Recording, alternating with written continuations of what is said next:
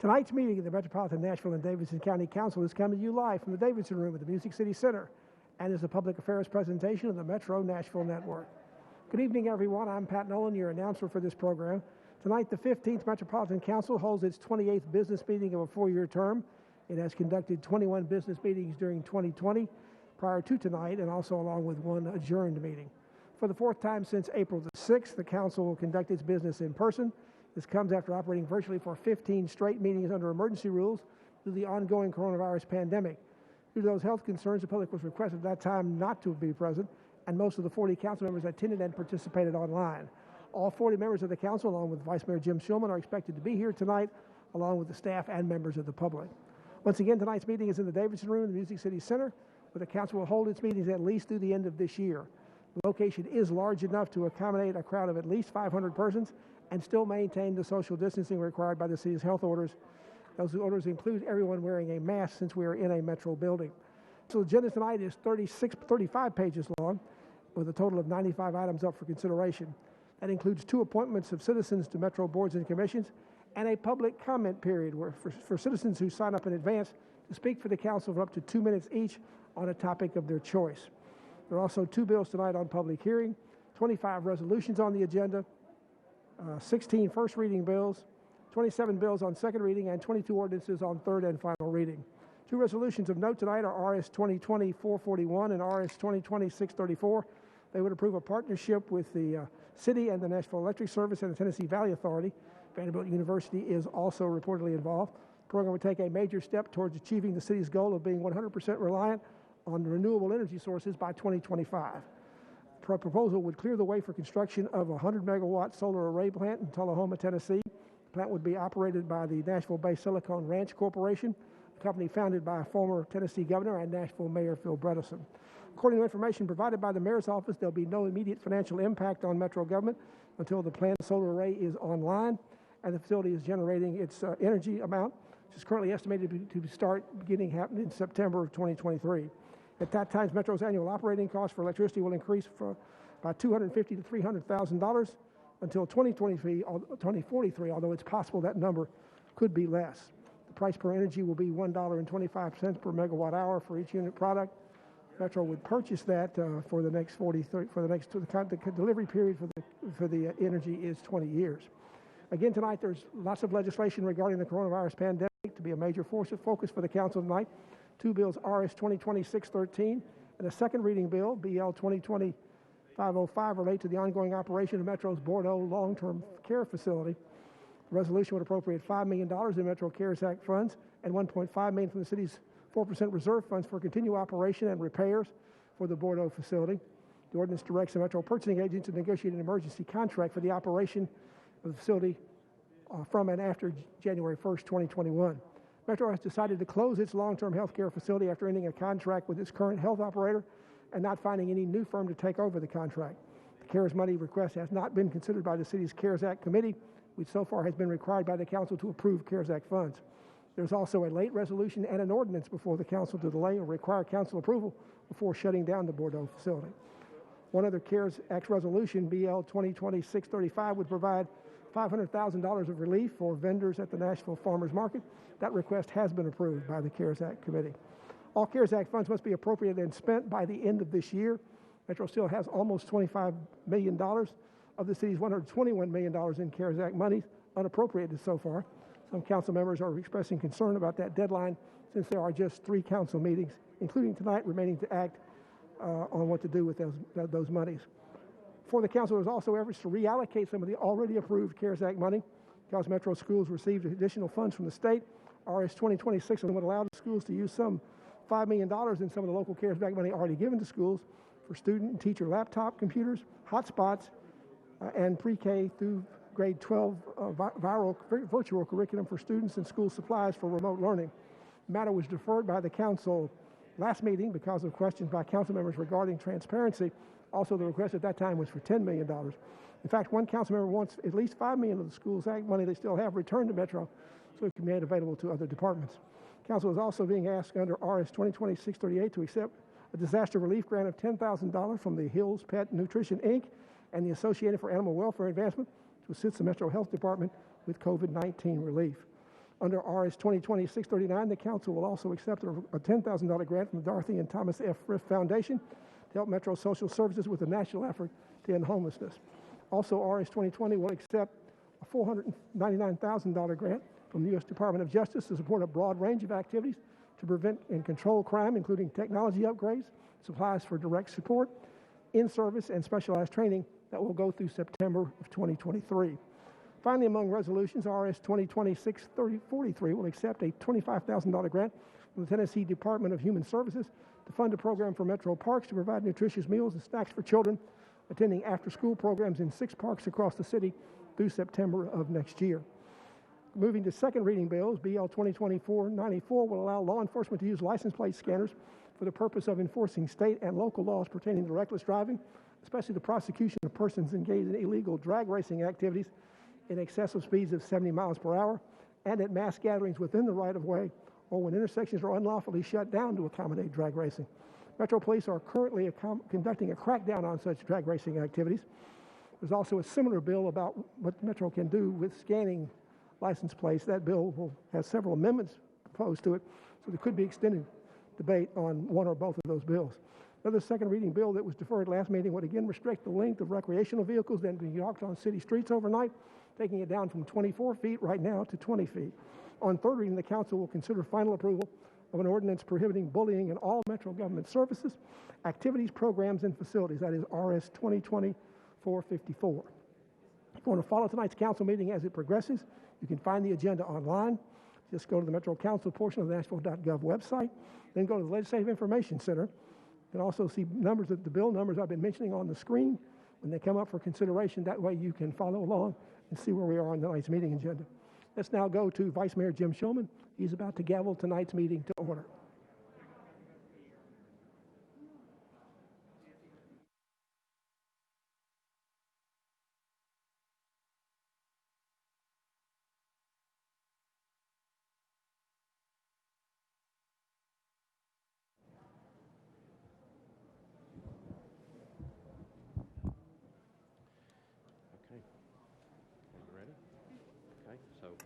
And bang it 3 times. Right now. Very good. Okay, thank you. Just stay right there.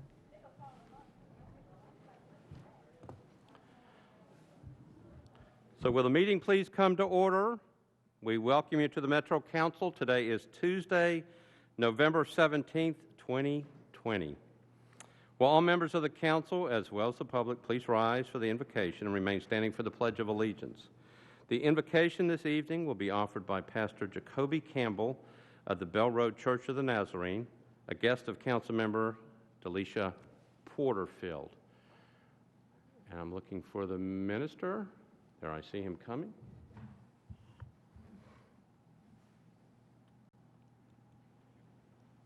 You are recognized.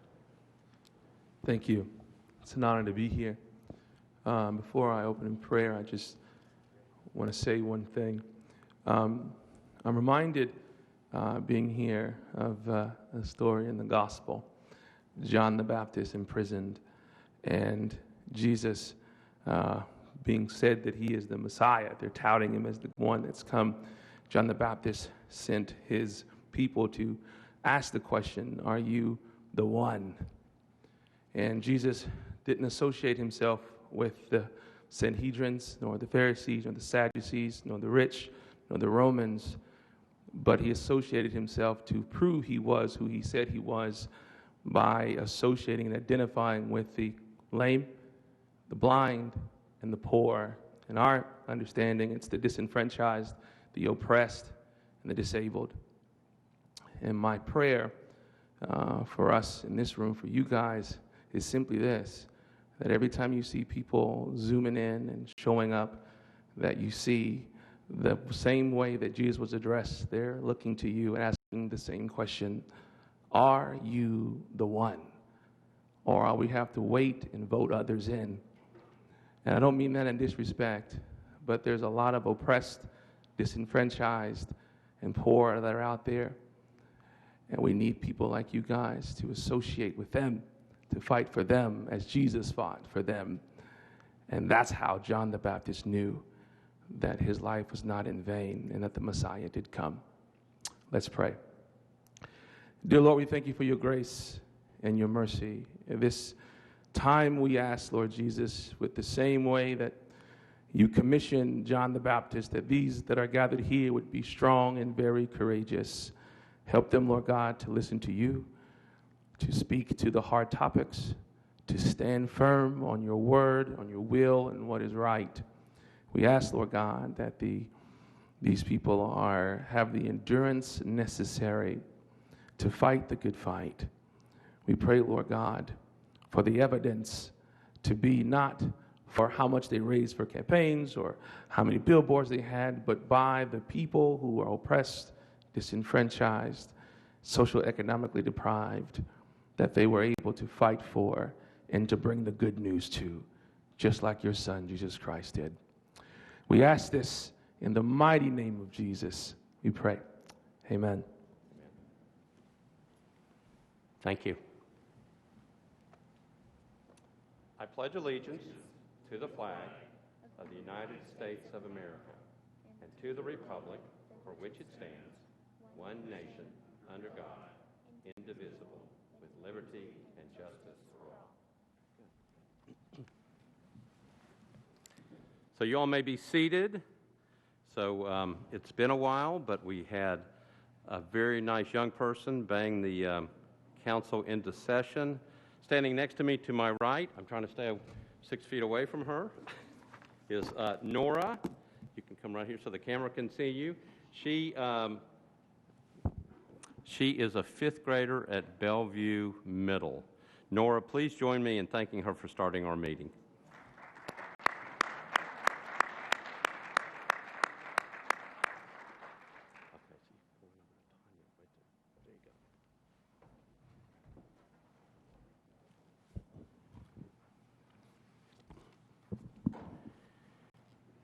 All right, without objection, we will suspend the calling and the roll and ask the clerk to record the names of those members present throughout the meeting.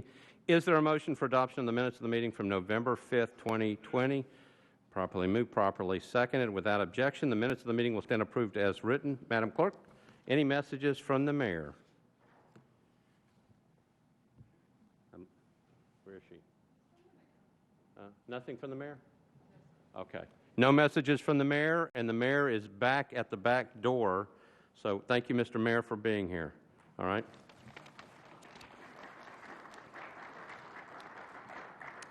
All right, as we get into the meeting, please remember to wear your mask and social distance during the meetings. Before we get into our regular agenda, we have a proposed rule change before this body. That rule change is brought by Councilmember Johnston, was distributed to council members at the last meeting. Councilmember Johnston, you are recognized. Thank you, Vice Mayor. This rule change is basically just, you can see at the bottom of it, well, for those of you that can see it in front of you, it's just deleting 5 words printed on the council agenda with relation to zone changes, and all it's going to do is shorten the printed version of our agendas to make that a little bit more efficient. So I would ask this body to vote to approve. All right, thank you, Councilman Johnston. Did it go before the Rules Committee? It did. Okay. It passed 5, I'm sorry, I didn't give you a committee report. It passed 5 in favor, 0 against. All right, thank you for the Rules Committee report. Councilmember Johnston has moved for approval of the rule change. Properly second. Discussion on the rule change.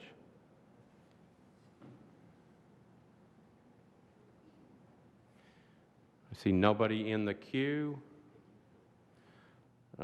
So there's a motion on the floor. Again, it's been properly seconded. All those in favor of the motion for the rule change say aye. Opposed, no. Change is adopted. The rule is adopted. Motion is approved. All right. Councilmember Henderson, you are recognized. Thank you, Vice Mayor. I appreciate the opportunity for a point of personal privilege to wish my grandmother a very happy 102nd birthday today. Thank you. If I may briefly share, she was born in 1918 in the middle of the last pandemic. She grew up on a farm in Williamson County, one of 10 children. Her father owned a general store, and she attended school in a one-room schoolhouse. She moved to Nashville as a young mother, living on LaSalle Court in what is now Councilman Druffel's district, on Weston Avenue in Councilmember Murphy's district, and on Highway 100 in what is now Councilman Rosenberg's district. Her children attended West End High School, and she was active at West End Church of Christ. So thank you very much for joining me in wishing her a very happy 102nd birthday. Thank you. Thank you, Councilmember Henderson. Wish her a happy birthday from all of us. Councilmember Suara, you're recognized.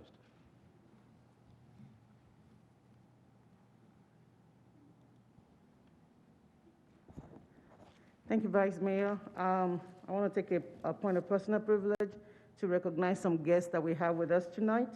We have members of the Mayor's Youth Council with us tonight. This is a group of high school students that are working together to come up with solutions and helping Nashville be better. I had the opportunity to attend the last summit. I attended the affordable housing session, and they have a whole lot of ideas that I think that we as adults can take from.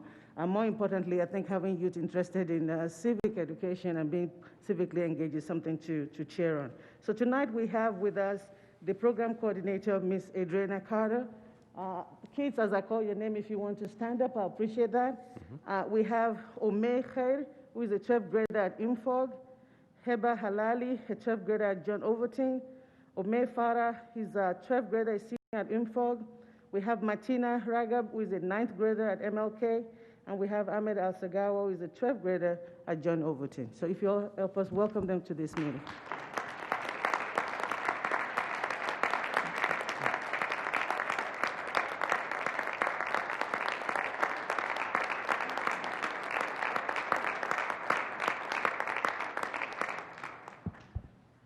Thank you, Councilmember Suara. And thank you, members of the Mayor's Youth Council, for being here. I ran into them before. Some of them indicated they were interested in running for public office like the Metro Council, so you all beware, okay? I have a note that was not on my list. It says that a member of the council, it says Brandon Taylor is also having a birthday this week. He's turning 102. No, that was Councilmember Henderson's grandmother. Councilmember Taylor, where are you? There you are. So happy birthday. When is your birthday? Thursday. So everyone remember that Councilmember Taylor is celebrating a birthday on Thursday, and I believe there may be cake back there. So anyway, happy birthday, Councilmember.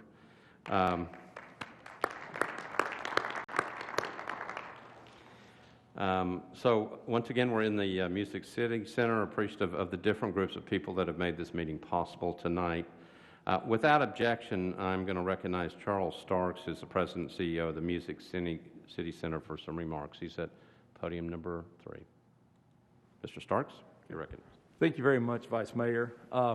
This evening, on behalf in particular of Council members Nancy Van Rees and Zach Young, who could not be here this evening, I did want to share with the members of the Council on the passing of all of our friend and community activist, David McMurray, yesterday.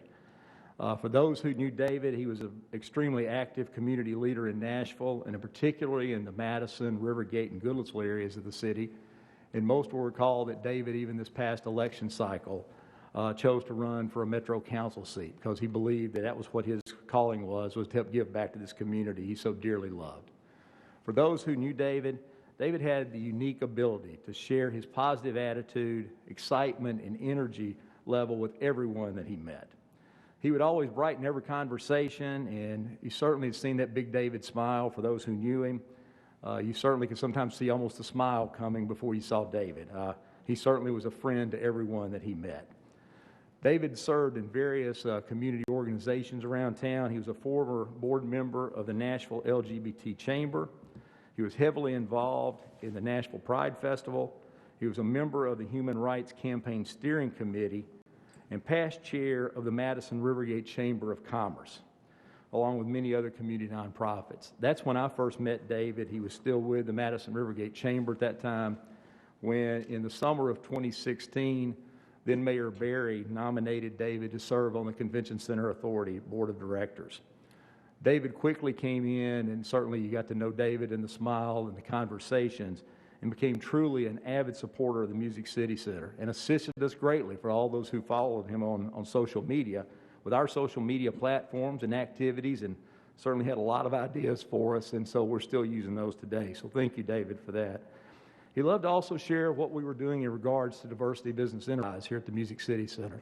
He was one that brought us countless contacts of people that may be able to do services for us, but also those that could become customers of the Music City Center.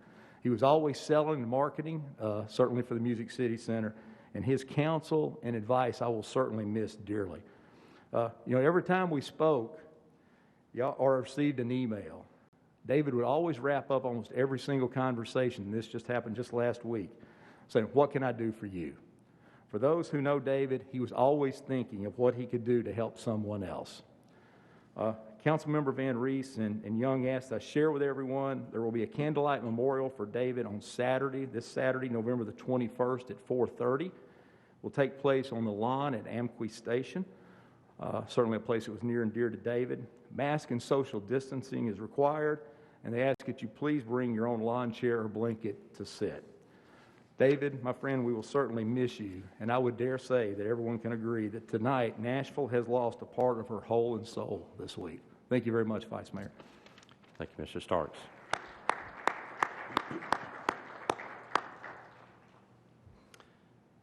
I agree with Mr. Starks. I love David's smile. Could make everybody feel very, very good about things. So I would also like to make the members of the council aware that former Metro Council member Ludi Wallace has been sick.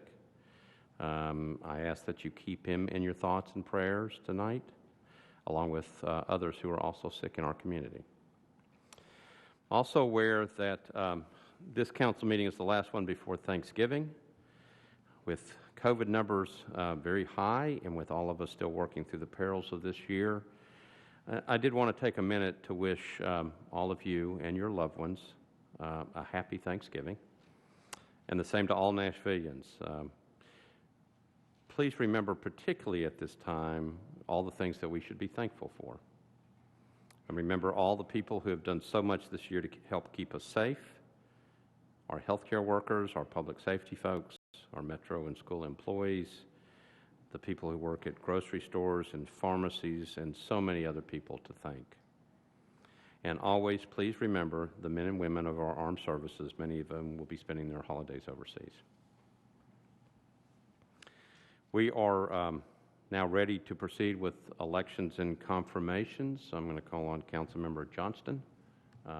You are recognized. Thank you, Vice Mayor. Elections and confirmations considered two appointments today. The first one was Ms. Monica Reyna, who we have deferred one meeting as she was unable to attend. The second one was for Human Relations Commission. It was the appointment of Dr. Ben Tran for a term expiring April 18th, 2022, filling the expired term of Mr. Jeff Gibson. We voted 5 in favor, 0 against, and I would move his approval. Okay, so I've got a motion to approve the appointment of Dr. Ben Tran for a term expiring April 18, 2022 for the Human Relations Commission, properly seconded. Any discussion on that appointment? Seeing none, all those in favor of the appointment say aye. Aye. Opposed, no. Appointment is passed. That's the only one we've got. The other one will be deferred one meeting. So, Dr. Tran, are you here? There's Dr. Tran way in the back. So on behalf of the entire Metro Council, thank you for your willingness to serve and volunteer your time and expertise. Thank you.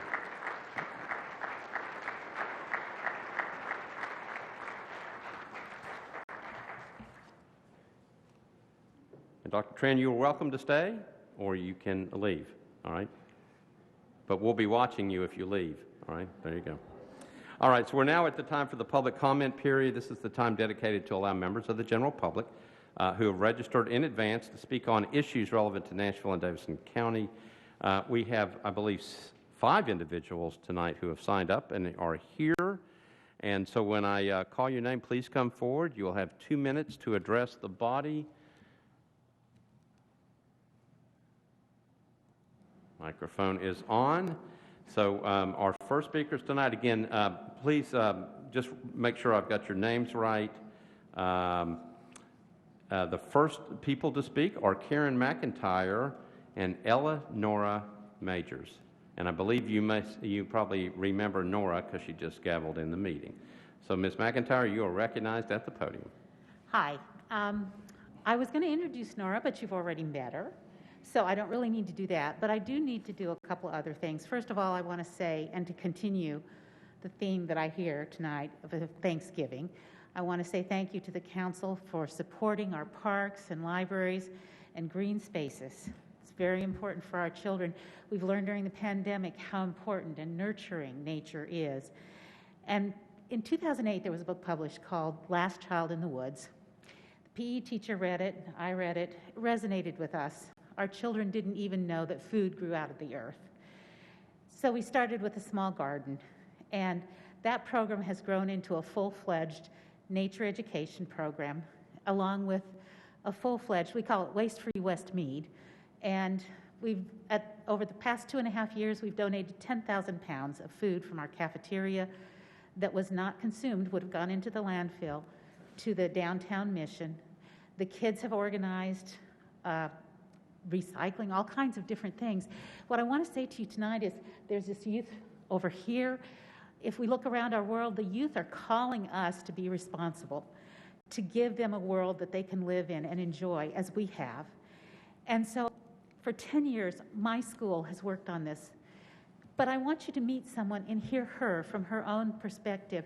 Nora's now in 5th grade, so she went through all 5 grades, kindergarten through 4th, at Westmead. I want you to hear some of the things that have meant a lot to her and why this kind of education is important, and thank you for supporting it. Nora, you are recognized. Something that I appreciate about everything that we have done is that we have always saved our earth, and we have always incorporated children being outside. And I'll just start with our garden and how children would always go outside and help with the garden. We would see all of the butterflies, and we would get to handle a bunch of creatures, and it was so much fun. And about our recycling and composting. We would recycle and compost for our earth, and we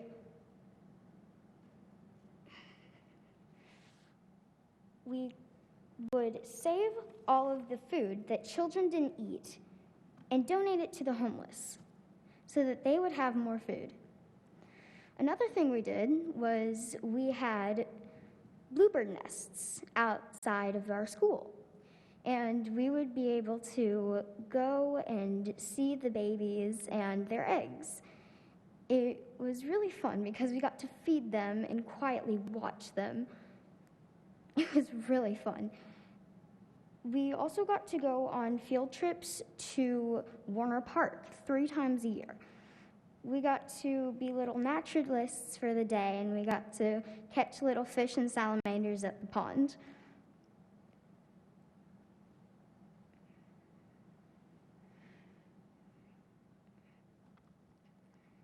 My favorite animal now is a snake, and I love to go searching for snakes all the time.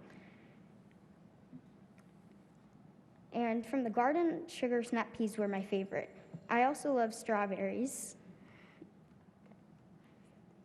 Thank you.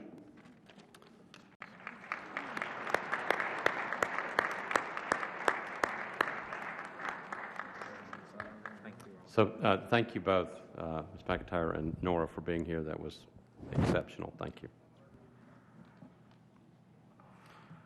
All right, so we're cleaning the podium. Our next speaker is Hayden Smith.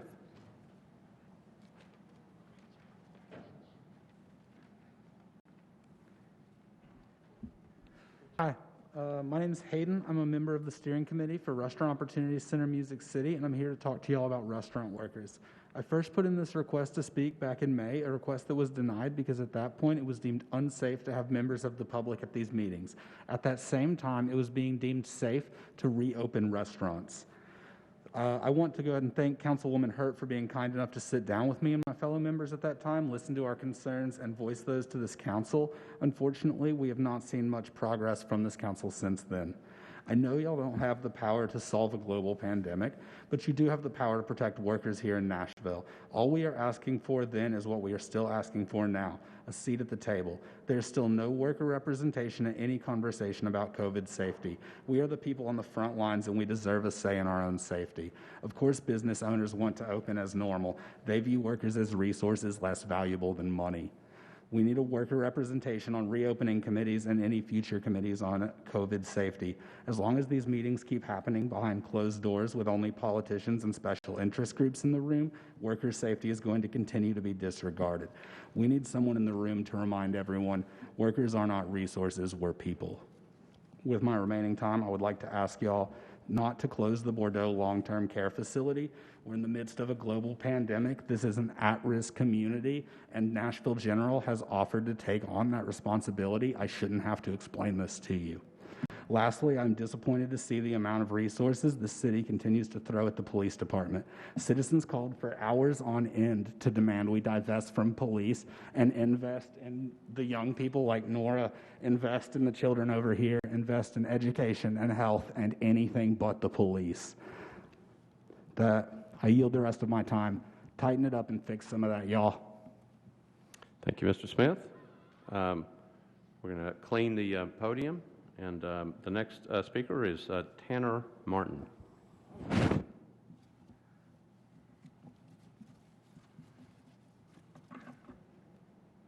Mr. Martin, you're recognized. Good evening. I currently live about a half mile south of the Nashville Fairgrounds Speedway. I was going to play something on my phone, but I don't feel like doing that right now. The sound in my driveway during the races in the last month was absolutely horrendous. I probably speak for the several hundred homes that are within half a mile to a mile of the Speedway to say that we need to kind of work to figure some stuff out in terms of the noise coming from the Speedway.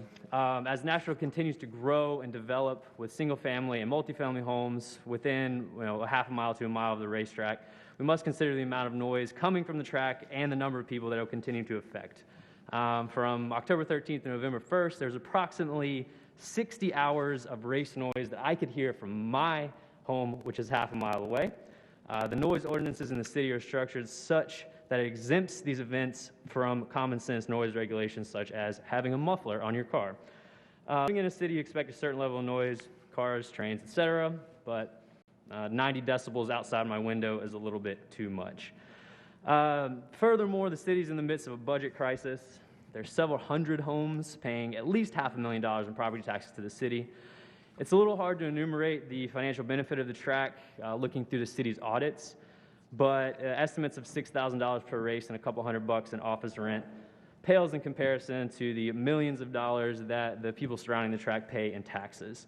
It doesn't seem to drive economic activity in that people come from close by and leave on the same day. I would recommend that the city considers developing the property into something that could generate a little bit more income for the city. At the very least, we would like a say in the future of the track as the lease comes up for renewal in the next few months, and maybe put in some common sense regulations to support the residents that live around the track. Thank you very much. All right, thank you. Thank you for being here. Our next speaker tonight is Ms. Gina Coleman.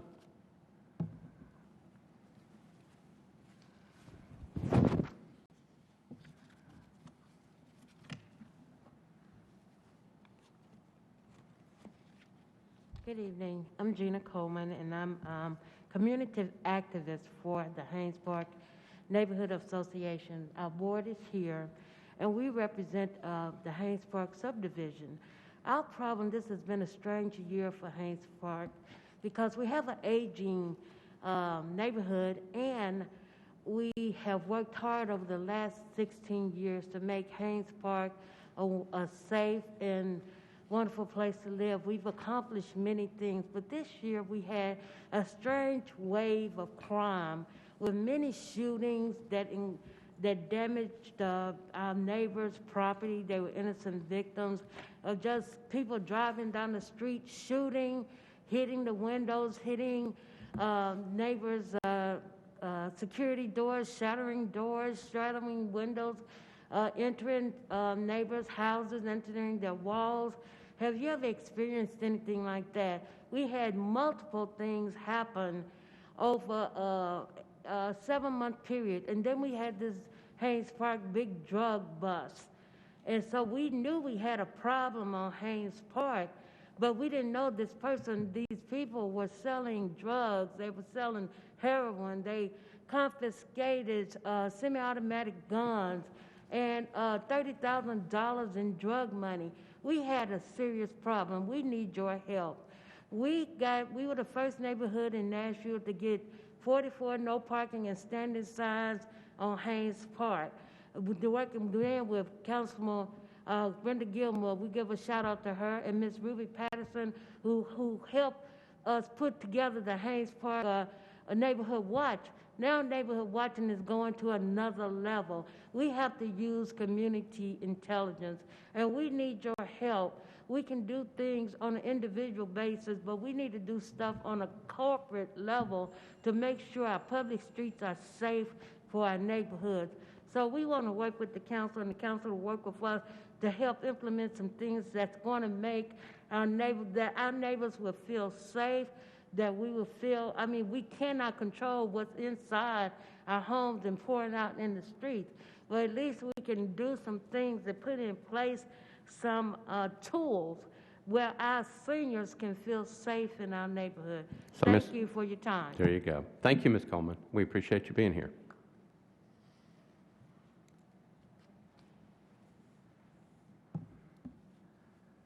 And our last speaker for the night is Regina Baugh. Ms. Baugh. Ms. Baugh, you're recognized.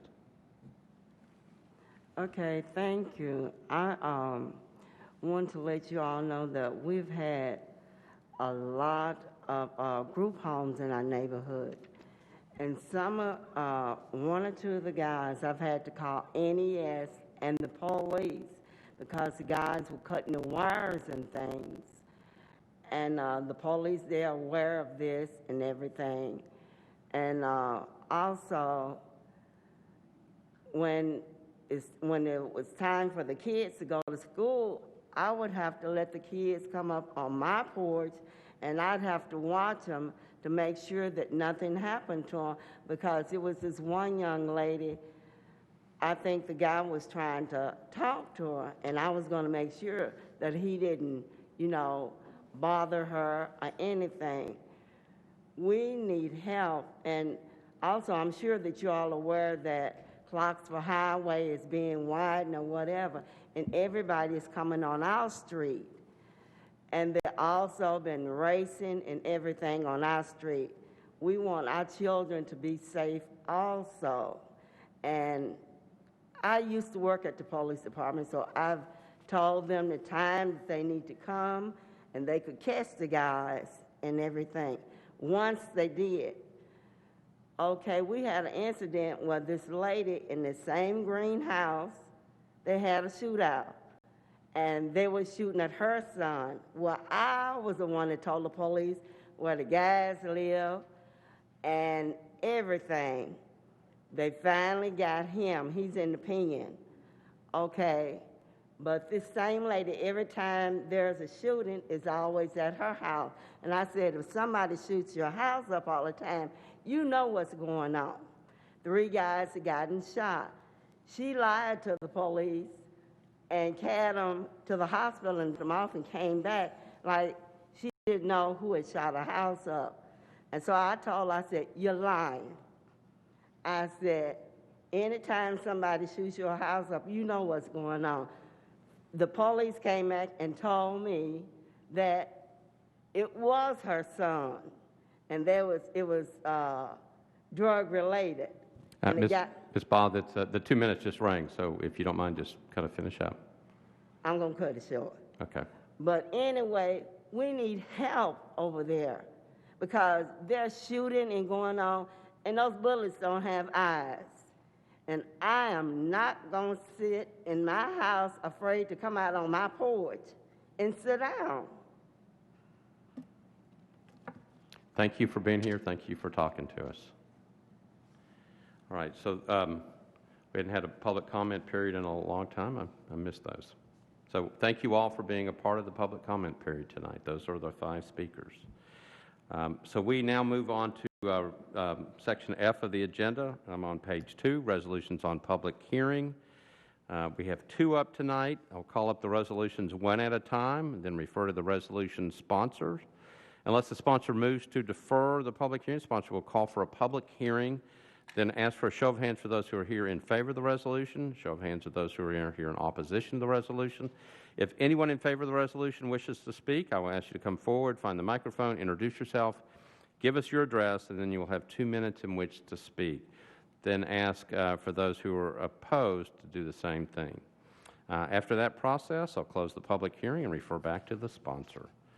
So we are now ready for the first resolution up tonight. It's RS 2020-631 by Councilmember Sledge. It's a resolution exempting Barcelona Wine Bar located at 1200 Villa Place from the minimum distance requirements for obtaining a beer permit. Councilmember Sledge, you are recognized. Thank you, Vice Mayor. Committee report. All right. Public safety, Councilmember Gamble.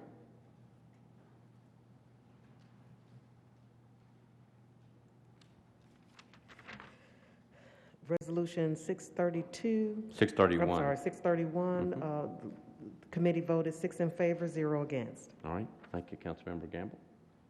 Thank you, Vice Back Mayor. to you, Councilmember Sledge. Thank you. I'd ask to open the public hearing. Okay. Declare the public hearing open. Show of hands of those who are here in support of this measure. Oh, I see one. Okay. Show of hands of those who are here in opposition to this measure. Councilmember Sledge, I don't see any hands up. Those in favor wish to speak? Okay. Come on up to the microphone. Need your name, address, and you've got 2 minutes. And let me hit the... 5107B, Tennessee Avenue, Kimberly Fayette. I don't know if you heard that. We represent the client. I work at Waller, and we just wanted to say thank you to Councilmember Sledge for assisting us with the resolution. And if you have any questions, I'm happy to answer. Okay, got it. Okay. Thank you. Anybody else wishing to speak? All right. Declare the public hearing closed. Councilmember Sledge, you are recognized. Thank you, Vice Mayor. Move approval. Okay. Got a motion to approve Resolution RS 2020-631, properly seconded. Any discussion? Seeing none, all those in favor say aye. Opposed, no. Resolution is adopted. Thank you, Councilmember Sledge. The second one is RS 2020-632 by Councilmember Parker. Let me read the caption, and then I'm going to see if anybody's here to speak on this measure. Resolution exempting Carrington's Daiquiri Factory located at 1315 Lishi Avenue from the minimum distance requirements for obtaining a beer permit pursuant to Section 7.08.090E of the Code. Is anybody here on that particular resolution? There are people here. So Councilmember Parker, there you are, okay. Councilmember Parker, you're recognized. Thank you, Vice Mayor. Could I get committee reports, please? You certainly can. Councilmember Gamble, you're recognized. Yes, resolution 632. The committee voted 6 in favor, 0 against for 3-meeting deferral. Okay. All right. Councilmember Parker, you're recognized. Thank you, Vice Mayor. So on this one, there is a bit of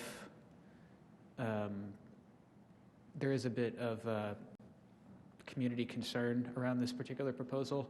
What I would like to do, because I talked with the applicant this afternoon and the applicant agreed to a deferral, but because we have people here, I would like to hold a public hearing to get their comments on record.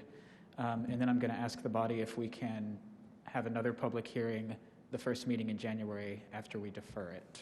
But for now, I'd like to open the public hearing, please. Okay, so for those in the back, we're going to open the public hearing in just a second, but what the Councilmember Parker said is he's going to have a public hearing tonight, and then he will have another one the first meeting in January. Is that correct? Yes, Vice Mayor, I'm gonna move to defer to the first meeting in January after this public hearing. All right, so I'm going to declare the public hearing open. Show of hands of those who are here in favor of the measure. Show of hands of those who are here in opposition to the measure.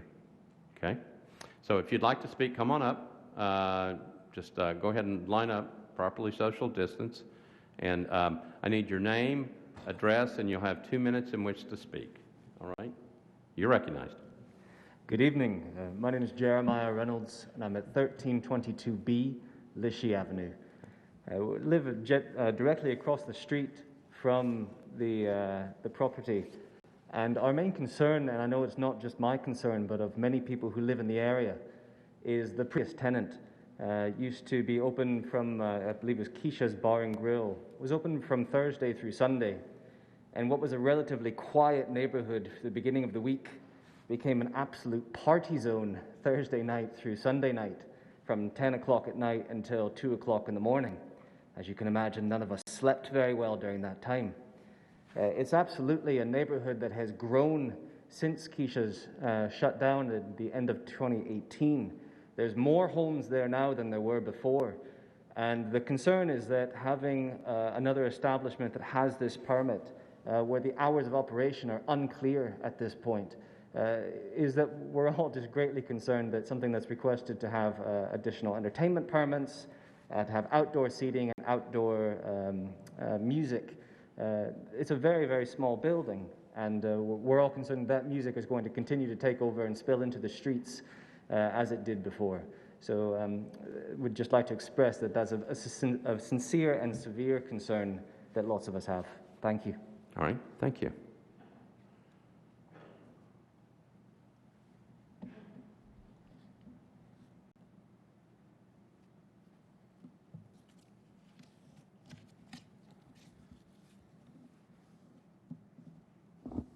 All right, thank you, Ms. Cowell.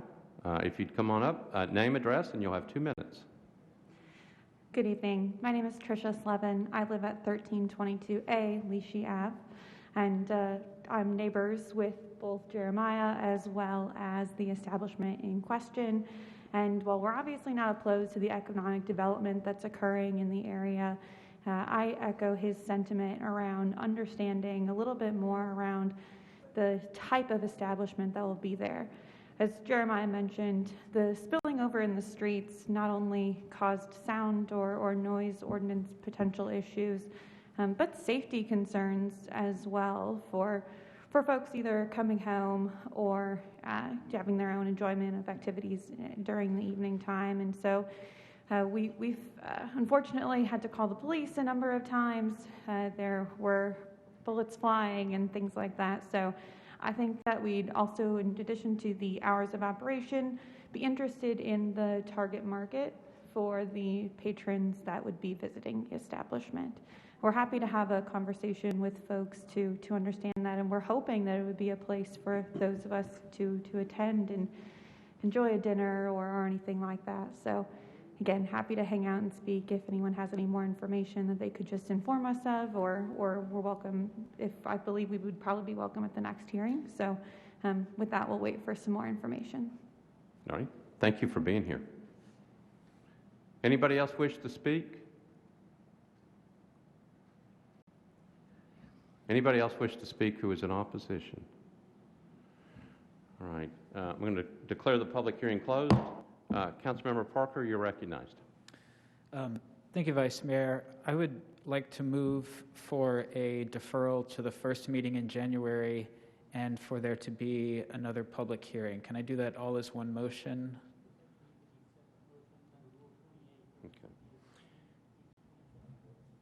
Okay. So, Councilmember Parker, I'm being informed by Mr. Cooper that we need to have 2 separate motions. So the first motion would be to move to defer. Okay. So the public hearing to request an additional public hearing for the first meeting in January. That would be your first motion. Yes, I would like to move to have another public hearing on the first meeting of January All 2021. right, I got a proper second. Any discussion on that motion? Seeing none, we can just do it by voice vote. Okay. All those in favor of the motion to have another public hearing, the first meeting in January, say aye. Aye. Opposed, no. Motion passes. Now you can move to second reading to whenever you would like to. Sure.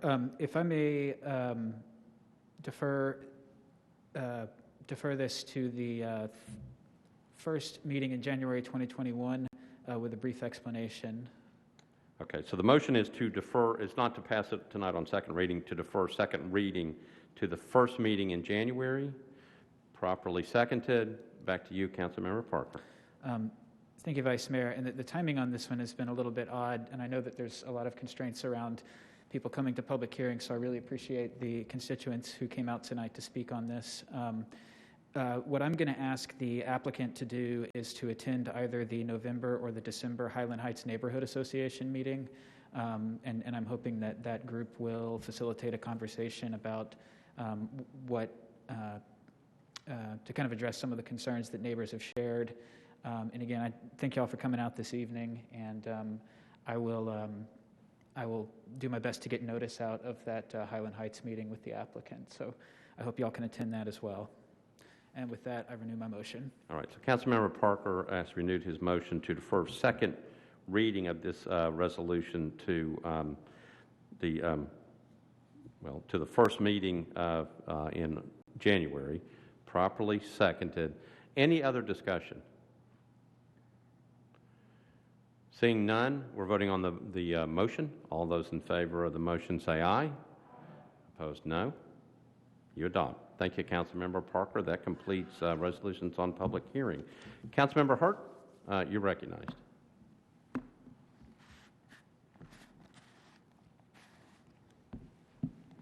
Thank you, Mr. Vice Mayor. I wanted to recognize, I told Councilmember Birch I was going to give her a shout out because today is her birthday.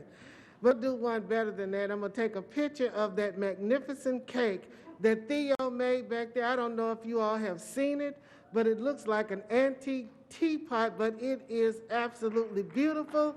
Gifted hands. I mean, just thank you so much for even sharing that with us. But I'm going to take it and I'm going to post it and tell her, look at what you missed for your birthday. Thank you, Councilmember Hurt. I will tell you, I already ate the cake, so you can't even take a picture of it anymore. Thank you, Councilmember Hurt. So, Mr. Cooper, let's go back. So I was looking at it. That's what got me tripped up. This was a resolution, so it's not really second reading. It's just we're not voting on it. We weren't voting on it tonight. We'll vote on it in the first meeting in January. Do we need to back up, or are we good? Okay. So, Councilmember Parker, where are you? There you are. So, so just for the people in the back, this was a resolution. You only pass it once. Typically, we have ordinances on public hearing that we pass, and we're hearing them on second reading. So all Councilmember Parker did was he didn't vote on the resolution tonight. He passed the vote on the resolution until the first meeting in January. Councilmember Parker, you recognize the podium 3. Yes, I agree with that explanation and appreciate it. Thank you. All right. Thank you, Councilmember Parker. All right. So we now are on the consent agenda. These are consent resolutions and resolutions. Let me go over the list of items that are on the consent agenda, and then we'll make sure to see if anything needs to be bumped off. These are resolutions that will stay on the consent agenda. So if you're following on the calendar, I'm on page 2. Item number 3, RS 2020-584 is on consent. 2020-611 is on consent. 633 is on consent. 634 is on consent. 637 is on consent. 638 consent. 640, 641, 642, 643, 645, 646, 647, 648, 650, 651, 654, and 655 are all on consent. Anything that needs to be bumped? I'm looking. Anything else that needs to be bumped? Okay, seeing none, so I'm going to read the captions on the bills on consent. I've got RS 2020-584, a resolution exempting Leggins House of Seafood, Nashville, located at 4228 Ashland City Highway from the minimum distance requirements for obtaining a beer permit. RS 2020-611 by Toombs, Evans, Johnson, and others, resolution accepting the recommendations of the COVID-19 Financial Oversight Committee to amend RS 2020-394 to permit Metro Nashville Public Schools to use CARES Act funds for student and teacher laptop computers, hotspots, and pre-K through grade 12 virtual curriculum. RS 2020-633 by Toombs, O'Connell, and others, a resolution amending Resolution RS 2020-441 to revise the Green Invest Agreement between the Tennessee Valley Authority, Nashville Electric Service, and the Metropolitan Government for the purchase of renewable energy. RS 2020-634 by Toombs, O'Connell, and others, a resolution approving tranche amendment number 1 between the Tennessee Valley Authority, Nashville Electric Service, and the Metropolitan Government for the purchase of renewable energy. RS 2020-637 by Taylor and Welsh, resolution approving a contract between the Metropolitan Government acting by and through the Metropolitan Board of Health and the University of Nevada, Reno to provide experience opportunities for its students enrolled in its Masters of Public Health program. RS 2020-638, Toombs, Taylor, and others, a resolution accepting disaster relief grant from Hills Pet Nutrition, Inc. and the Association for Animal Welfare Advancement to the Metropolitan Government acting by and through the Metropolitan Board of Health to provide funds for COVID-19 pandemic relief. RS 2020-640 by Councilmember Taylor, Welsh, and others. Resolution approving an amendment to a grant agreement between the U.S. Department of Housing and Urban Development and the Metropolitan Government to contribute to the national effort to end homelessness. RS 2020-641 by Toombs, Van Rees, and others. Resolution appropriating $250,000 to a grant contract by and between the Metropolitan Government acting by and through the Nashville Public Library and Oasis Center, Inc. to provide college access services for the Opportunity Now program. RS 2020-642 by Toombs, Van Rees, and others, a resolution appropriating $30,000 to a grant contract by and between the Metropolitan Government acting by and through the Nashville Public Library and Oasis Center, Inc. to provide services to help youth grow, thrive, and create positive change in their lives and in our communities. RS 2020-643 by Toombs, Van Rees, and others, resolution accepting a child and adult care food program grant from the Tennessee Department of Human Services to the Metropolitan Government acting by and through the Metropolitan Parks and Recreation Department to provide nutritious meals and snacks for children attending after-school programs in 6 park locations. RS 2020-645 by Councilmember Toombs, resolution authorizing the Metropolitan Department of Law to compromise and settle the personal injury claim of Marina Kazdala against the Metropolitan Government in the amount of $40,000 that amount to be paid out of the self-insured liability fund. RS 2020-646 by Councilmember Toombs, a resolution authorizing the Metropolitan Department of Law to compromise and settle the personal injury claim of LaToya Ford against the Metropolitan Government, the amount of $53,000, amount to be paid out of the self-insured liability fund. RS 2020-647 by Councilmember Toombs, resolution authorizing the Metropolitan Department of Law to compromise and settle the personal injury claim of William Cahoe against the Metropolitan Government of Nashville and Davidson County in the amount of $60,000. RS 2020-648 by Toombs and Nash, resolution accepting the terms of a cooperative purchasing master agreement for software that provides a collection calendar and reminder for trash, recycling, and brush, and a searchable database of what materials are recyclable. RS 2020-650 by Roberts, Murphy, and Nash, resolution to amend ordinance number BL 2020-427, authorize the Metropolitan Government of Nashville and Davidson County to abandon additional easement rights for 5 properties located at 4427 Michigan Avenue, formerly a portion of an unnumbered alley. RS 2020-651 by Taylor, Murphy, and Nash, resolution to amend ordinance number BL 2019-1565, as amended to authorize the Metropolitan Government to modify previously accepted sanitary sewer main and to accept additional sanitary sewer main, sanitary sewer manholes, and easements, and update map and parcel information for now 2 properties located at 600 and 640 21st Avenue North.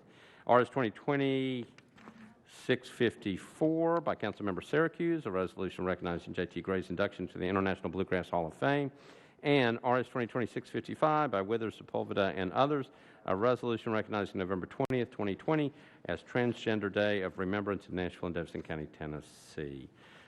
Those are the items on the consent calendar. I think I got them all. Anything that needs to be bumped off? Oh, I've got 2. Councilmember Toombs, you're recognized. Thank you, Mr. Vice Mayor. Number 3, Resolution 2020-584 needs to be pulled. Okay. RS 2020-584, that's the first one under consent, needs to be pulled off of consent. Okay, and Councilmember Johnston, you're recognized. I need to pull RS 2026-11, please. Okay. Thank you. Okay, that's number 4. That's the second one under consent. Anything else that needs to be pulled?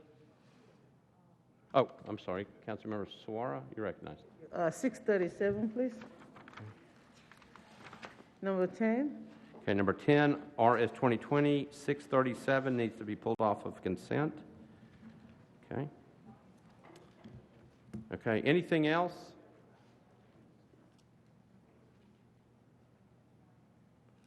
All right, seeing nothing else, we're going to go to committee reports. Okay, Councilmember Toombs, recognize you for Budget and Finance.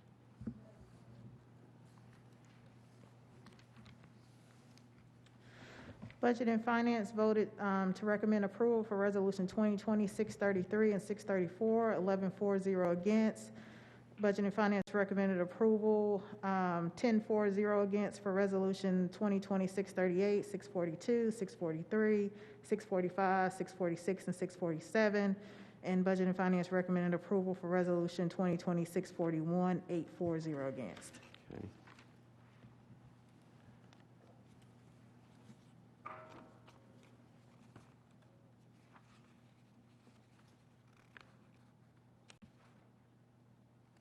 $648.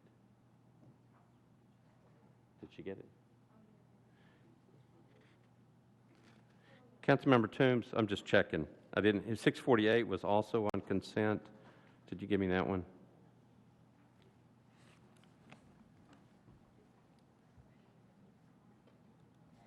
Budget and Finance recommended approval, 9-4-0 against. All right, there you go. Thank you, Councilmember. All right, Councilmember Taylor, Health and Hospitals. Oh, okay. Councilmember Welsh, you're recognized at number 5. Thank you, Mr. Vice Mayor. Health, Hospital, and Social Services recommended approval of RS 2020-638 and 640, 7-4-0 against. Okay. All right. Thank you, Councilmember Welsh. Parks and Libraries, I believe that's Councilmember Stiles is going to handle that one. Very much. Thank you very much, Vice Mayor. Parks, Library, and Arts Committee recommended approval of Resolution 2020-641, 642, and 643 with 5-4-0 against. All right. Thank you, Councilmember. Planning and Zoning, Councilmember Withers has got that one. Okay. There you go. You're recognized. Thank you, Mr. Vice Mayor. The Planning, Zoning, and Historical Committee recommended approval of Resolutions 2020-650 and 2020-651, 16 in favor, 0 against, 0 abstentions. All right. Thank you, Councilmember. Councilmember Gamble, Public Safety.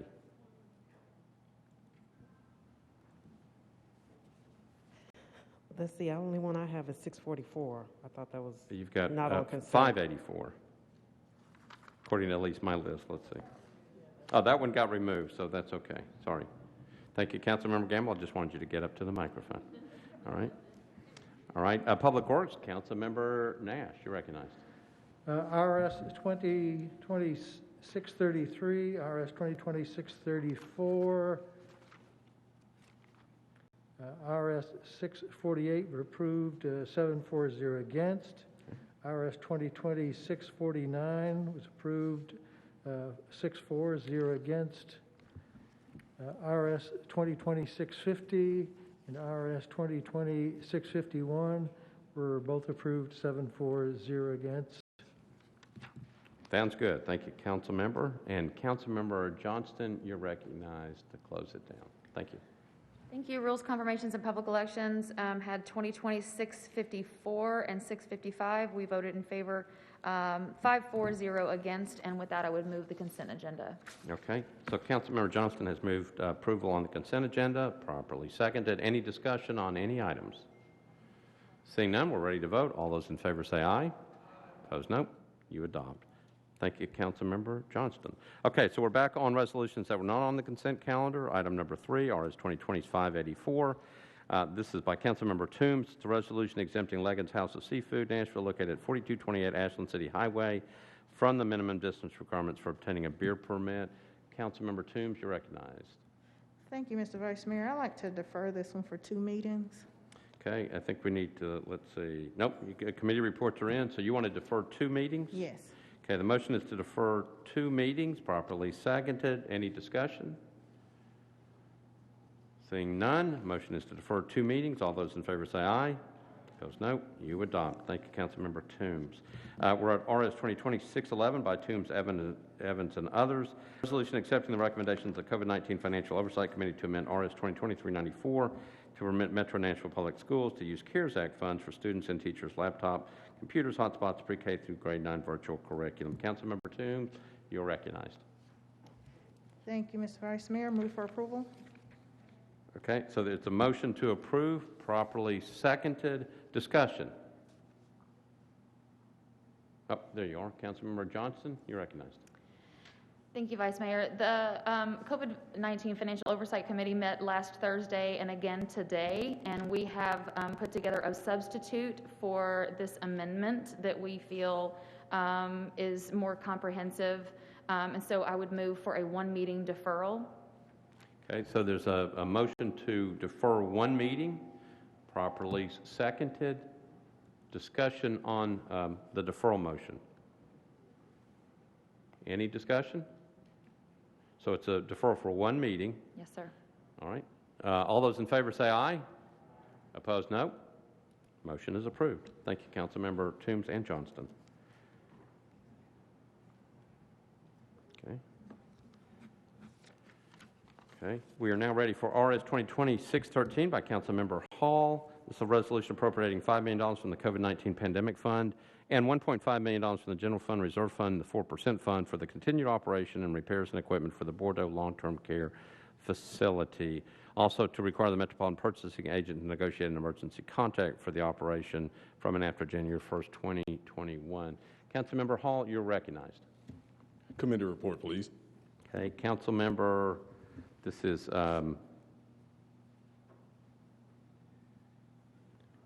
went to budget. It's not listed. Councilmember Toombs, Budget and Finance. Budget and Finance voted to recommend approval, 5 for, 4 against, and 2 abstentions. Okay, thank you. Also went to Health and Hospitals, I believe. Councilmember Welsh. Is that right? Okay, all right, thank you. Okay, so it's already been approved by that committee. So back to Councilmember Hall, you're recognized. I'm going to move for a 1-meeting deferral, please. Okay, so Councilmember Hall has moved for a 1-meeting deferral, properly seconded. Any discussion? Seeing none, all those in favor of the 1-meeting deferral say aye. Opposed, no. You adopt. Thank you. All right, we're now on Resolution RS 2020-635. That's item number 8 by Councilmember Sepulveda, Johnston, and Gamble. Resolution accepting the recommendations of the COVID-19 Financial Oversight Committee to distribute $500,000 in CARES Act funds from the COVID-19 Pandemic Fund to Pathway Lending to provide rent relief to vendors at the Nashville Farmers Market. Councilmember Sepulveda. Oh, there you are. You're recognized. Committee reports. Let's see, hold on. Budget and Finance, Councilmember Toombs. Budget and Finance voted to recommend approval, 9 for, 2 against. All right, thank you, Councilmember. Councilmember Cash, you're recognized for codes. Thank you. Codes, Fair and Farmers Market, recommended approval, 6 in favor, 0 against. All right, thank you. Back to you, Councilmember Sepulveda. Thank you. We previously deferred this resolution so we could have a chance to bring it back to committee and answer all questions. I believe a lot of those questions were answered, but just to reiterate, if we were to cut a check to the Nashville Farmers Market, it would be looked at as revenue replacement, and that's not allowed according to the U.S. Treasury guidelines. We decided to go with Pathway Lending since we already have a partnership with them, and they are not taking an administrative fee. They will be working with Mrs. Kennard at the Nashville Farmers Market.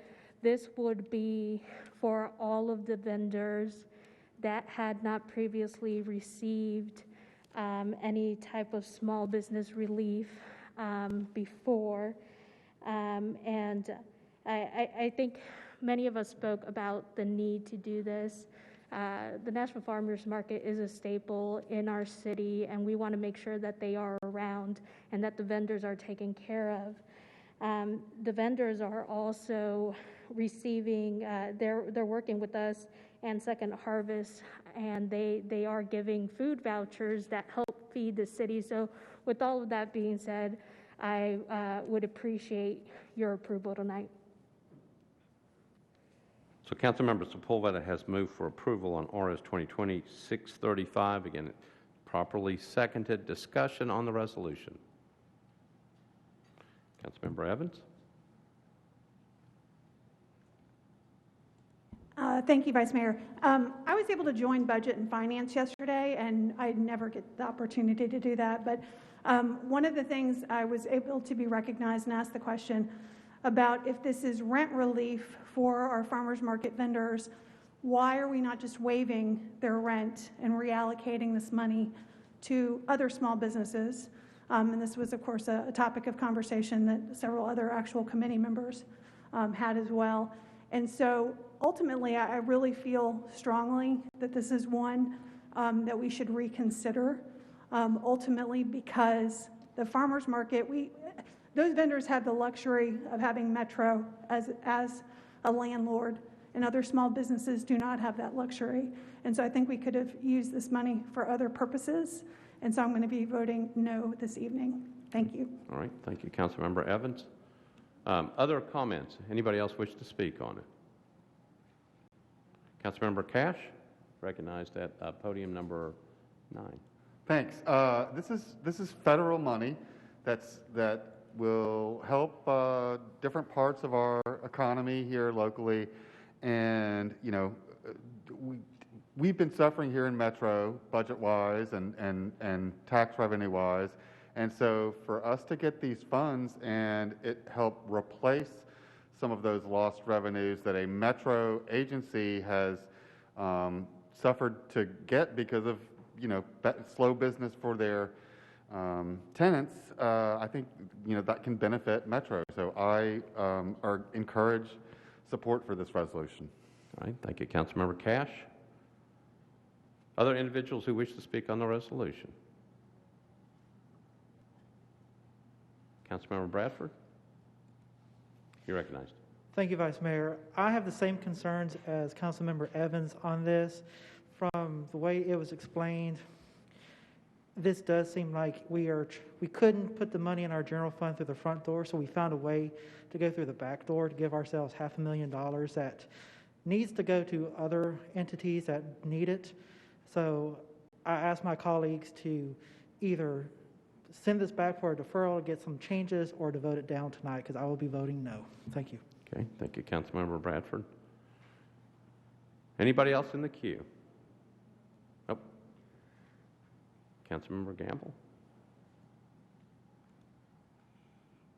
Thank you, Vice Mayor. I think there's a problem with my request to speak. I appreciate you recognizing me. I would like to speak in support of this resolution. The CARES Committee, which I'm a member of, took great consideration and diligence in considering this allocation, like we have all of the recommendations that we put forth through the council.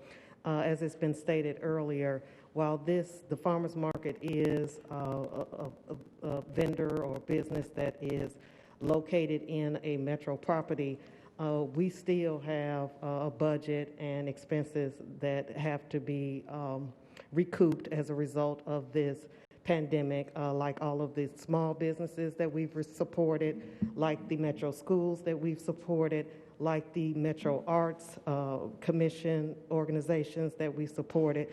And in my opinion, this is no different than that.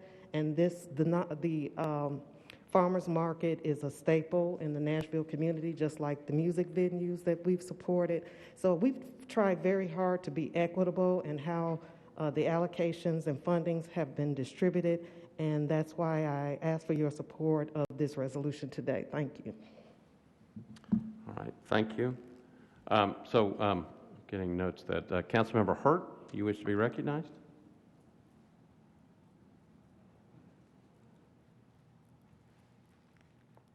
Thank you, Mr. Vice Mayor. I too have some concerns regarding this resolution. I look at other minority businesses that don't have the ability to receive some of these funds. They've applied for PPP and was unable to get those. I know it's been mentioned about arts and other music venues, and I know there are music venues by minorities that have not received any of the funding. And I too just have a problem with it coming back to Metro. I think that it can be waived and those funds can be utilized and shared more equitably among some of those small businesses that don't have someone to advocate for them, like farmers markets has advocated for those vendors there, and those who don't really have the capacity. Many of them are working their businesses and unable to really engage in the type of responsibilities that it take in order to take advantage of these resources. So I also would like to see it deferred and there be more discussion, or I will have to vote no. All right, thank you, Councilmember Hurt. Councilmember Allen, you're recognized.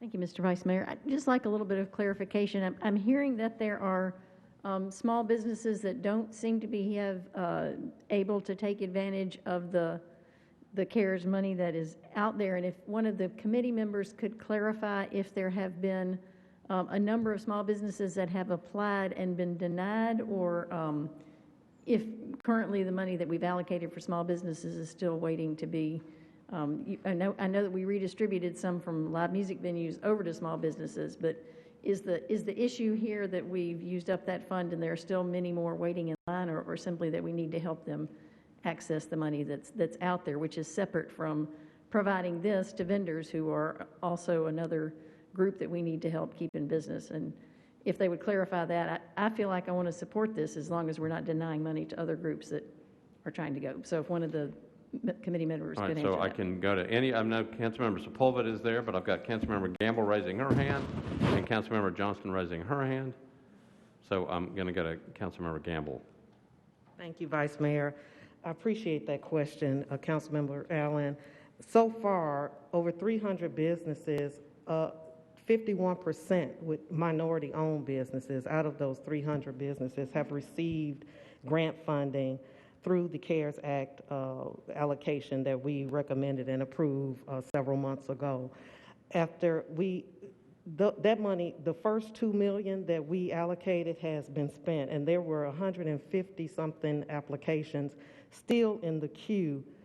When we transferred another $1 million over to that, we haven't gotten the report yet on that allocation, but we have already exceeded the 30% set aside that we have for minority businesses, with 51% receiving funding from that first allocation. That's not even including the technical assistance, the $1.7 million that we provided in technical assistance, which another 40 to 50% of the businesses that receive that are minority-owned businesses. So I'm not sure why some businesses are saying that they're not receiving support. I've gotten many emails and calls from businesses that I've directed to Pathway Lending and Nashville Business Incubation Center that did receive support, even if they don't have their financials or tax records or things that they need. They are receiving technical assistance so that they can be in a position to go to Pathway to get that grant support. And now that we've allocated another $1 million to that, even if they didn't get in that first round, then they have an opportunity to get in the second round. So there has been movement with minority businesses on that, and that shouldn't take away from what we're trying to do with the farmers market. And I also say that the director of the farmers market was on the budget call yesterday, and she stated at least 40 or 60% of the vendors in the farmers market are also minority-owned businesses. So we are addressing minority-owned businesses with this support. Thank you. Thank you, Councilmember Gamble. All right, Councilmember Suara, you're recognized.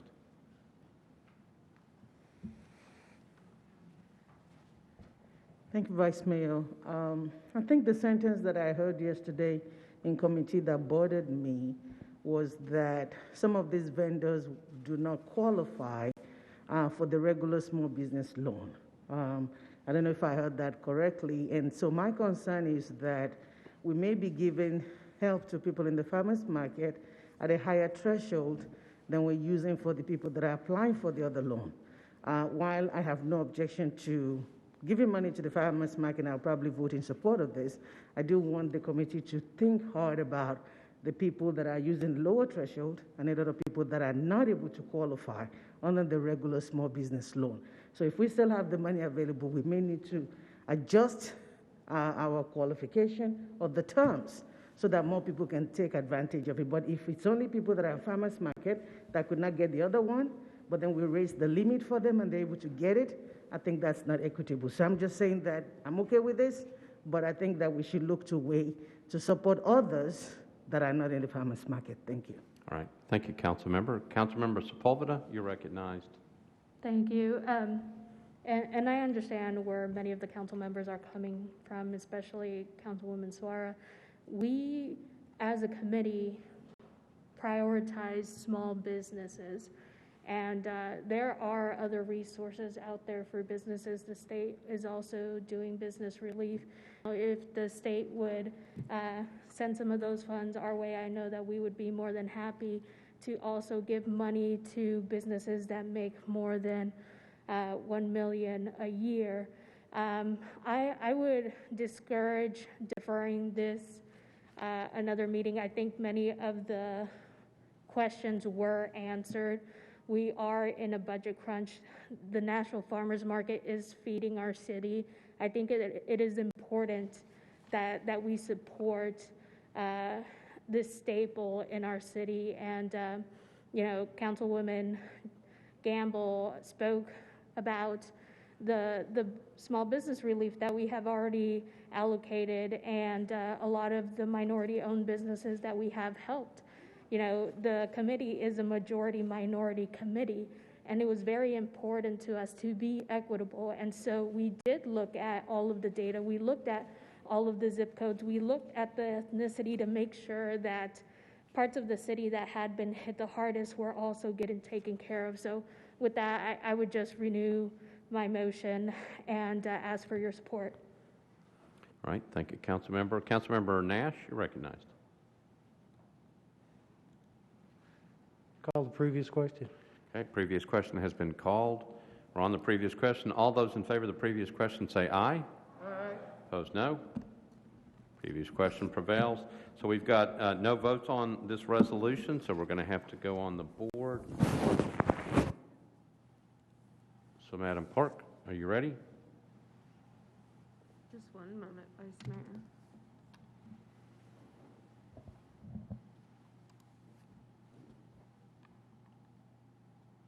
Yes, the machines are ready. Okay, so machines are ready. So we are voting on RS 2020-635. It's just a motion to approve. So if you're for the resolution, you'd vote aye. If you're against it, you would vote no. Madam Clerk, open up the machines.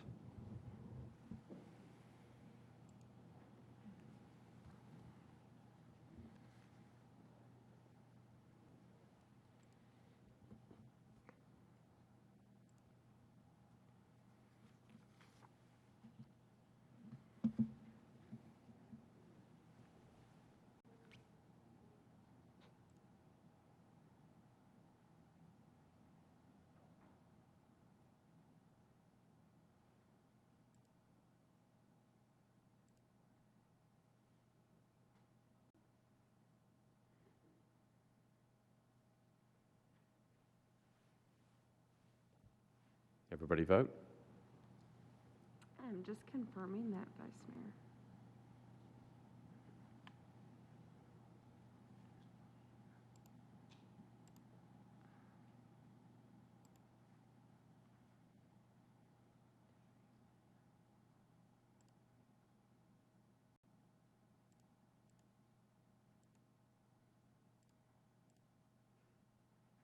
Yes, all votes are in. Who's missing? All votes They're are all in? Yes. Okay. They're all in. Madam Clerk? close the machine, take the vote. All right, so I'm looking, the motion passes 25 for, 8 against, and 1 abstention. Okay. All right, thank you. That was RS 2020-635. We're now on item number 9, RS 2020-636 by Councilmember Toombs, Rutherford, and others. Resolution amending the pay plan for the general employees of the Metropolitan Government of Nashville and Davidson County, approved on a resolution RS 2020-358 as amended, by adding the positions of Chief Diversity, Equity, Inclusion Officer, and Workforce Diversity Manager. Councilmember Toombs, you're recognized. Got it. Thank you, Mr. Vice Mayor. Committee report. All right. Budget and Finance recommended approval, 8 for, 1 against. All right. Personnel, Councilmember Rutherford. Committee recommended approval, 5 in favor, 0 against. All right. Back to you, Councilmember Toombs. Move for approval. Okay. The motion is to approve, properly seconded. Discussion on the resolution.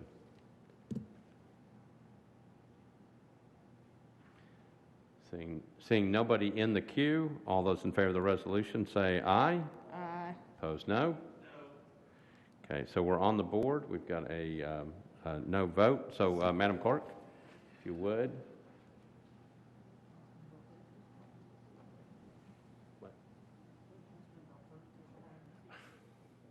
Okay. All right, so we're going to have to take a vote. Before we take the vote, Councilmember Hurt, your name just showed up, so we have not taken a vote yet. So, Councilmember Hurt, you're recognized. Thank you, Vice Mayor. I think it just comes on and off. But I just stand just to say that this is one piece of legislation that I'm really, really proud of and so thankful for the sponsors of this legislation. This shows that we as a community and a city is moving forward to bring diversity and inclusion to the city in a proper way. This is not an appointed position, but it is a bona fide position within our metro offices.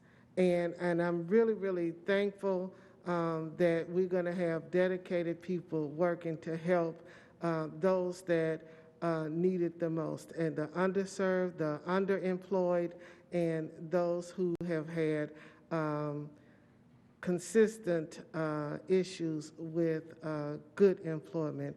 And these 2 positions will allow that to change for this city. So I'm so grateful and thankful, and ask my colleagues to vote in support. All right, thank you, Councilmember Hurt. Okay, anybody else? All right, so Madam Clerk, machine ready? Yes, it is.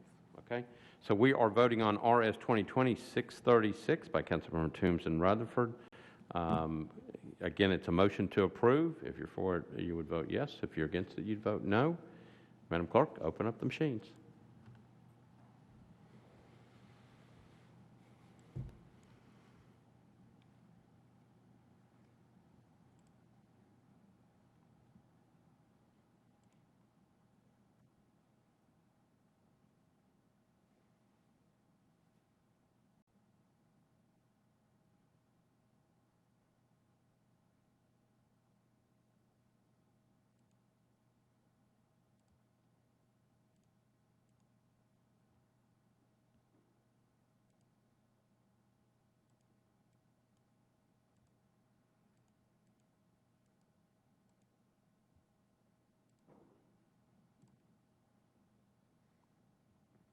All votes are in, Vice Mayor. Okay. Madam Clerk, close the machine, take the vote.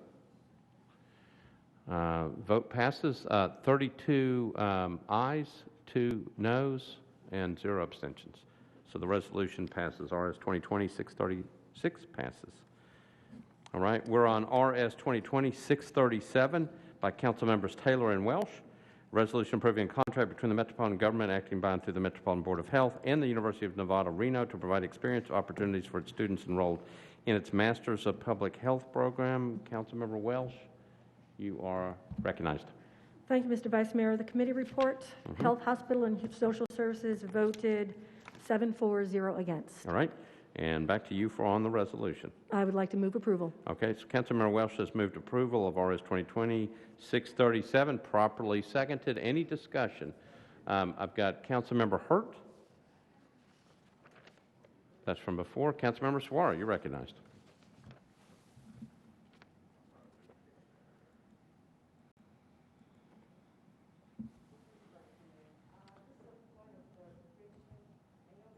Note says that this is not going to cost Metro anything, but when you pull out the actual contract, there are two clauses in there, 4.3 on the lack of funding, and clause number 5.8, fiscal fund out.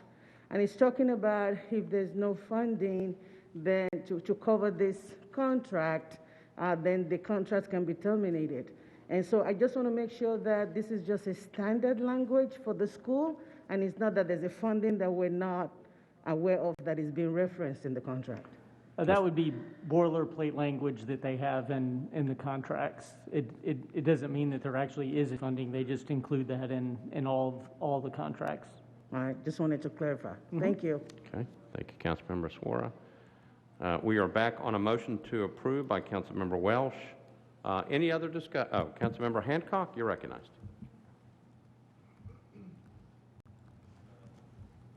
I had a question that we received via email earlier today, which is a point of clarification from the sponsor, Vice Mayor. I was just wondering why we're partnering with the University of Nevada when we have many universities right here. Councilmember Welsh, can you answer that, or you refer to Mr. Cooper? Thank you, Mr. Vice Mayor. No, I can answer that. This is actually a contract for someone who actually currently works for the Metro Board of Health, who is getting her master's. It's in graduate studies at the University of Nevada, and she is going to be doing her master's project here. And so this is just a contract that's not going to cost us anymore, but it's a contract so that she can actually get the credits for her project by working here at Metro, just continuing her position here at the Metro Board of Health. All right, thank you, Councilmember Welsh. All right, anybody else? Seeing nobody speaking or nobody in the queue, we're ready to vote. We're on RS 2020-637 by Councilmember Taylor and Welsh. All those in favor of the resolution say aye. Aye. Opposed, no. The resolution is adopted. Thank you, Councilmember Welsh. RS 2020-639, this is item number 12 by Councilmembers Toombs and Taylor, a resolution accepting a grant from the Dorothy Kate and Thomas F. Frist Foundation to the Metropolitan Government for the use and benefit of the Metropolitan Nashville Social Services Commission, Metro Homeless Impact Division, to benefit the House Nashville program. Councilmember Toombs, you're recognized. Thank you, Mr. Vice Mayor. Committee reports. Okay, I've got one from you. Budget and Finance voted to recommend approval, 10-4, 0 against. All right, Councilmember Welsh, Health and Hospitals. Health and Hospital voted 6 in favor, 1 abstention. Okay, thank you. Okay, back to you, Councilmember Toombs.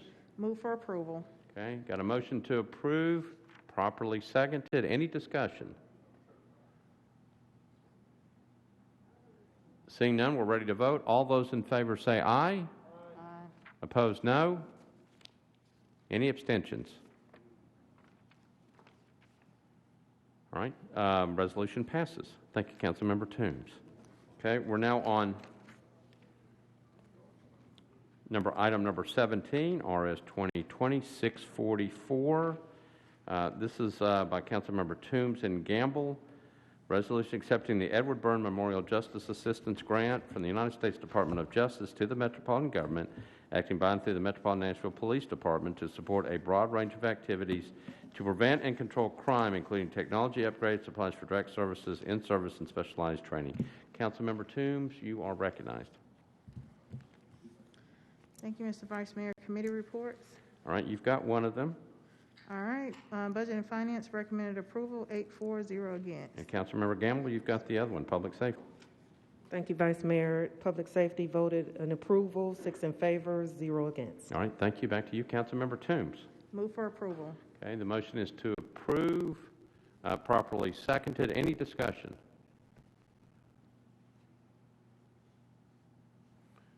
Seeing nobody at the mics or in the queue, we're voting on a motion to approve. All those in favor say aye. Aye. Opposed, no. Motion passes, 644. Thank you, Councilmember Toombs. We're now on RS 2020-649 This is on page 7 of your calendar. It's item number 22. Councilmember Toombs, Murphy, and Nash, resolution approving amendment number 4 to an agreement between the State of Tennessee Department of Transportation and the Metropolitan Government of Nashville, acting by and through the Metropolitan Department of Public Works for improvements on Jefferson Street. Councilmember Toombs, you are recognized. Thank you, Mr. Vice Mayor. I'd like to move to defer this for one meeting. Okay, you want to get committee reports first? Sure. Committee Budget and reports. Finance, you've got one. Budget and Finance voted to recommend approval, 8-4-0 against. Okay, Councilmember Nash, you've got Public Works. Public Works recommended approval, 6-4-0 against. All right, and Councilmember Withers, you've got Planning and Zoning. Thank you, Mr. Vice Mayor. The Planning, Zoning, and Historical Committee recommended a one-meeting deferral, 17 in favor, 0 against, 0 abstentions. All right, thank you. Back to you, Councilmember Toombs. Thank you, Mr. Vice Mayor. I'd like to move for a one-meeting deferral. Okay, so Councilmember Toombs has moved to for a one-meeting deferral on RS 2020-649, properly seconded. Any discussion on the deferral motion? Seeing none, we're voting on a motion to defer. All those in favor of the deferral motion say aye. Opposed, no. The motion passes. It is deferred one meeting. We are now on item number 25, RS 2020-652 by Councilmember Druffel. Resolution declaring June 30th, 2021 sunset of the current property tax rate, Metropolitan, Nashville, and Davidson County. Councilmember Druffel, you are recognized. Committee reports, please. All right. So Budget and Finance, Councilmember Toombs, you're recognized. Budget and Finance voted in favor of a one-meeting deferral, 10-4-0 against. All right. Councilmember Druffel, you're recognized. I move for a one-meeting deferral, please. Okay. Councilmember Druffel moves for a one-meeting deferral, properly seconded. Any discussion? Seeing none, we're on a motion to defer one meeting. All those in favor say aye. Opposed, no. The motion passes. Resolution is deferred one meeting. We're on item number 26, RS 2020-653 by Councilmember Porterfield. It's a resolution honoring the life of civil rights activist William E. Harbor. Councilmember Porterfield, there you are at podium number 1. Thank you, Vice Mayor. Committee reports, please. All right, it got referred to rules. Councilmember Johnston, we're on RS 2020. Hold on just a second. RS 2020-653. It was really original on the consent calendar, and then it got bumped. Yes. Rules, confirmations of public elections voted in favor, 5-0 against. Okay. All right. Thank you, Councilmember Johnston. I'm coming back to you, Councilmember Porterfield. You're recognized. Thank you so much, Vice Mayor. The reason why I wanted this to be pulled off the consent agenda is because I wanted to just take a moment to acknowledge the life of William Harbor. His friends and family called him Bill Harbor. Mr. Harbor was born on January the 4th, 1942 in Piedmont, Alabama. He dreamed of becoming the first person in his family to graduate from college, but faced a challenge when he was rejected he was rejected from Jacksonville State University, for being African American. However, a new job brought him to Nashville, and he enrolled in what is now the Tennessee State University in 1961. He soon became a student activist with the Student Central Committee of the Nashville Christian Leadership Council. And during that time, he befriended activists, including the late Congressman John Lewis and the late Reverend C.T. Vivian, both of whom we honored earlier this year. Mr. Harbor became a freedom rider, which was part of the movement launched to test federal desegregation laws on buses. The freedom riders, including Mr. Harbor, often were subjected to violence during these protests. Mr. Harbor and other TSU students were jailed during one of the freedom rides in Mississippi, and when they returned to the university, the students learned that they had been expelled. The students then sued the state of Tennessee in 1962 and were ultimately allowed to continue their education. In 2008, the Tennessee Board of Regents awarded Mr. Harbor and the other expelled students an honorary doctorate degree. And the Atlanta chapter of Tennessee State University's National Alumni Association now has a scholarship in Mr. Harbor's honor. During his time in Nashville, he participated in other acts of civil disobedience around the city. He was trained in nonviolent social resistance by the Reverend James Lawson. He also participated in sit-ins, stand-ins, picketing, and marching in Nashville and across the South. And as a result, he was arrested several times and was even imprisoned in a maximum security prison. He graduated from Tennessee State University and obtained a master's degree at the University of Utah. He spent his later years in Atlanta teaching social studies and working as a management analyst for the United States Army Forces Command. And he passed away on August the 27th, 2020.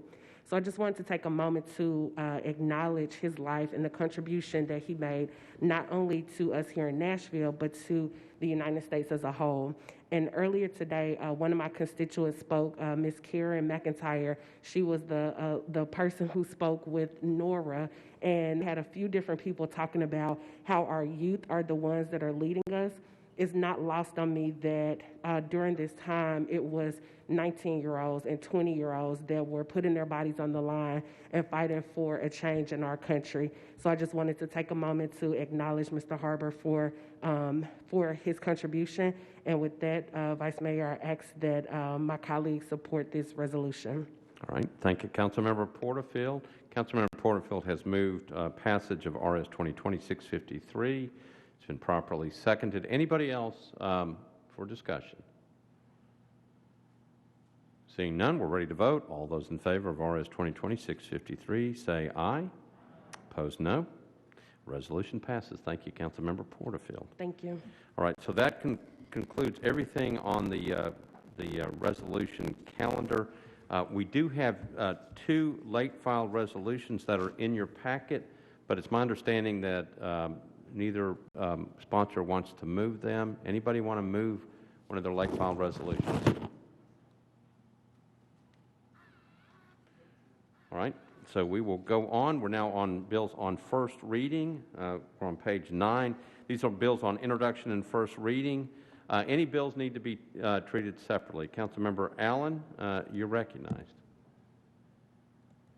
Thank you, Mr. Vice Mayor. I would like to pull our BL 2020, I believe it's 535. It's the third one on the 535. Okay, so we're going to pull that one off. Thank you. Okay, anything else need to be pulled off? All right, we'll consider all the rest of them. There's no objection. We'll consider all other ordinances on first reading in one vote at this time. All those in favor of all bills on introduction, first reading, with the exception of 2025-35, say, well, let me get just a motion to approve. Councilmember Allen, motion to approve. Everything else? Motion to approve, properly seconded. We have a motion to approve everything on the bills on introduction, first reading, with the exception of Bill 2025-35. All those in favor of the motion say aye. Aye. Opposed, no. Okay, everything else passes. We're now back on item number 31, BL 2020-535 by Councilmember Allen.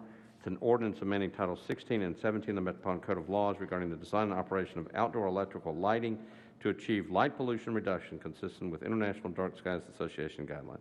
Councilmember Allen, you're recognized. Thank you, Mr. Vice Mayor. Because this needs to track with a Planning Commission public hearing, and that is scheduled for January, I would like to pass this on first and then defer the second reading to the first meeting in February. Okay, to the second meeting in February? Yes, sir. I'm sorry, to the first meeting in February. First meeting in February, okay. Okay, so Councilmember Allen has moved on 2025-35 for passage tonight on first reading and defer second reading until the first meeting in February, right? Properly seconded. Any discussion on that motion? All right, seeing none, we're on the motion. All those in favor of the motion say aye. Aye. Opposed, no.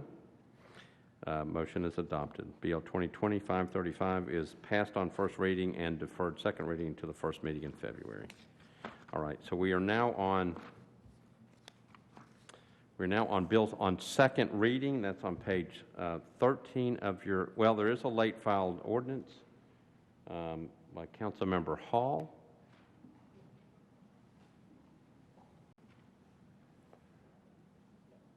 Oh, okay. So that's going to be, we'll defer on that one as well. Okay? All right.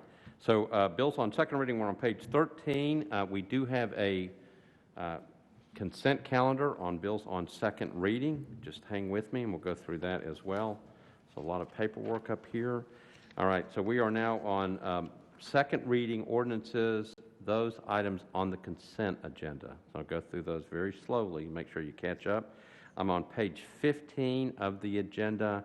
It's item number 52. BL 2020-503 is on consent on second reading. Item number 54, BL 2020-506 is on consent. 507 is on consent.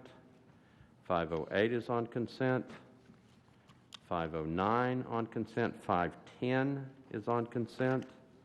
512 is on consent. 513 and then 514. Okay, I'll go through those again real quick. 2020-503, 506, 507, 508, 509, 510, 512, 513, and 514. Anything that needs to be bumped off that consent calendar on bills on second reading? Okay, seeing none, we'll go through those. I'm going to read you the captions of those. On BL 2020-503 by Councilmember Suara and Stiles. Ordinance to amend Section 4.12.2000 of the Metropolitan Code of Laws regarding retention of procurement records. This is Agenda Item 54, BL 2020-506 by Councilmember O'Connell, Van Rees, and Stiles. Ordinance approving an agreement between the Metropolitan Government and Cheekwood Botanical Gardens and Museum of Art concerning the care and maintenance of the garden area in Riverfront Park in downtown Nashville. BL 2020-507 by Councilmembers Cash, Toombs, and others. An ordinance authorizing the Metropolitan Government of Nashville and Davidson County through the Department of Public Works to accept a contribution of $25,000 for the construction of a signalized crosswalk at the intersection of 21st Avenue South and Belcourt Avenue. BL 2020-508, Rosenberg, Toombs, and Nash. Ordinance authorizing the Metropolitan Government of Nashville through the Department of Public Works to accept a contribution of $450,022.60 for the construction of intersection improvements at SR 100 and Pasquo Road.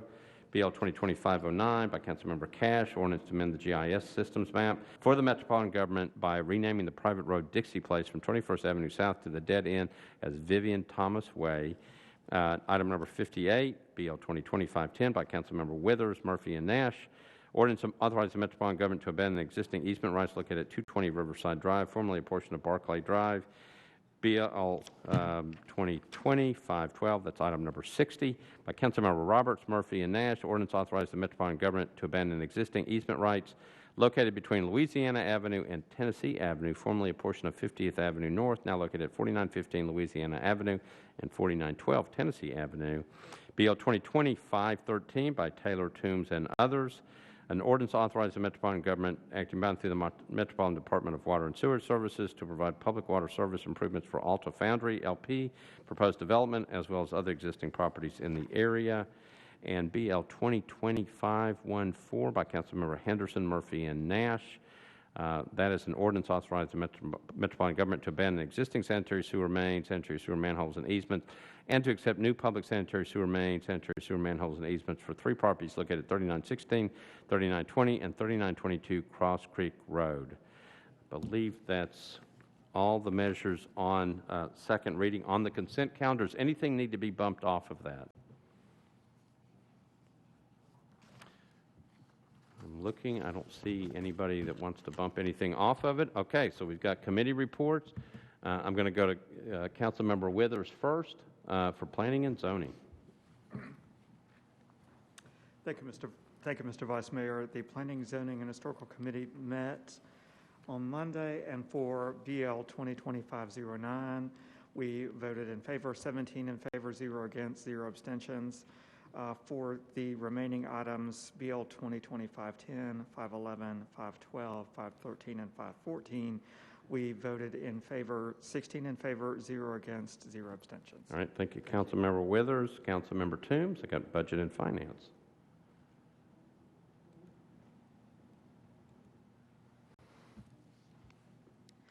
Budget and Finance recommended approval, 11-4-0 against of BL 2020-503. The committee recommended approval, 10-4-0 against for BL 2020-507, 508, and 513. Okay, thank you, Councilmember Toombs.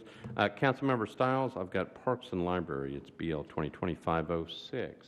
You're recognized. Thank you, Vice Mayor. The Parks, Library, and Arts Committee passed BL 2025-06, 5-4-0 against. All right, thank you, Councilmember Stiles. I got Councilmember Nash, Public Works.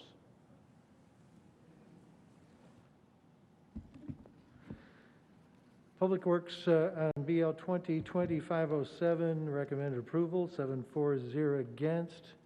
On 2025-08, for 2025-09, for 2025-10, for 2025-12, and 2025-13, and 2025-14. We recommend approval on all those, 7-4-0 against. All right, thank you, Councilmember Nash. And the last one is Traffic and Parking, Councilmember O'Connell.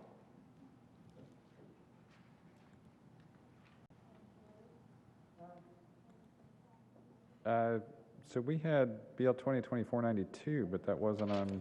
Yeah, that's been taken. Sorry, 509. Sorry, 509. Forgot the second page. BL 2020-509, we were 4 in favor, 0 against for approval.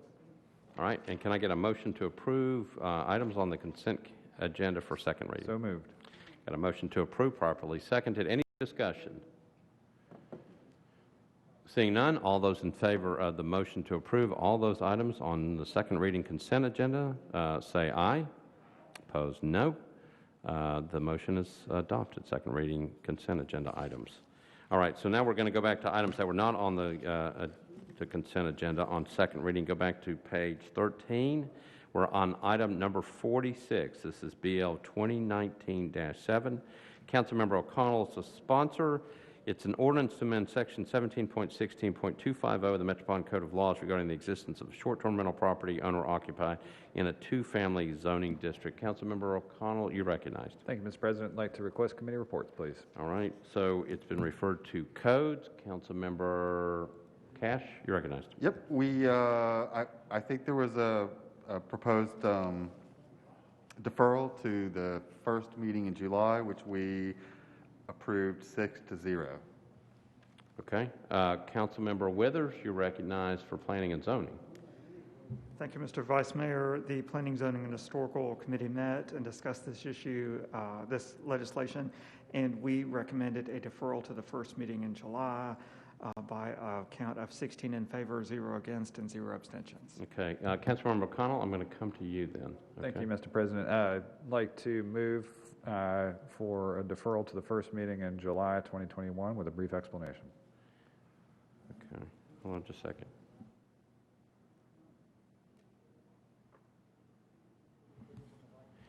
All right, so Councilmember O'Connell, there's a substitute ordinance that you've got. Oh, yeah. Do you want to put that on? I'm sorry, I think we did not do that in codes. We did that in planning. I'm happy to apply it or not, depending on what our legal counsel suggests. Okay, it's my understanding it's just housekeeping, so let's see if we can get the substitute ordinance on. That'd be fine. Okay. I'd like to move the substitute, please.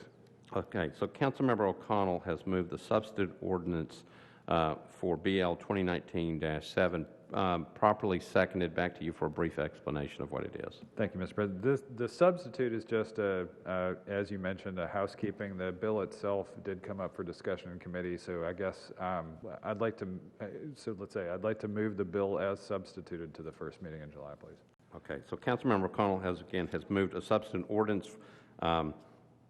Again, properly seconded. Any discussion on the substitute? All right, seeing none, all those in favor of the substitute say aye. Aye. Opposed, no. Substitute is adopted.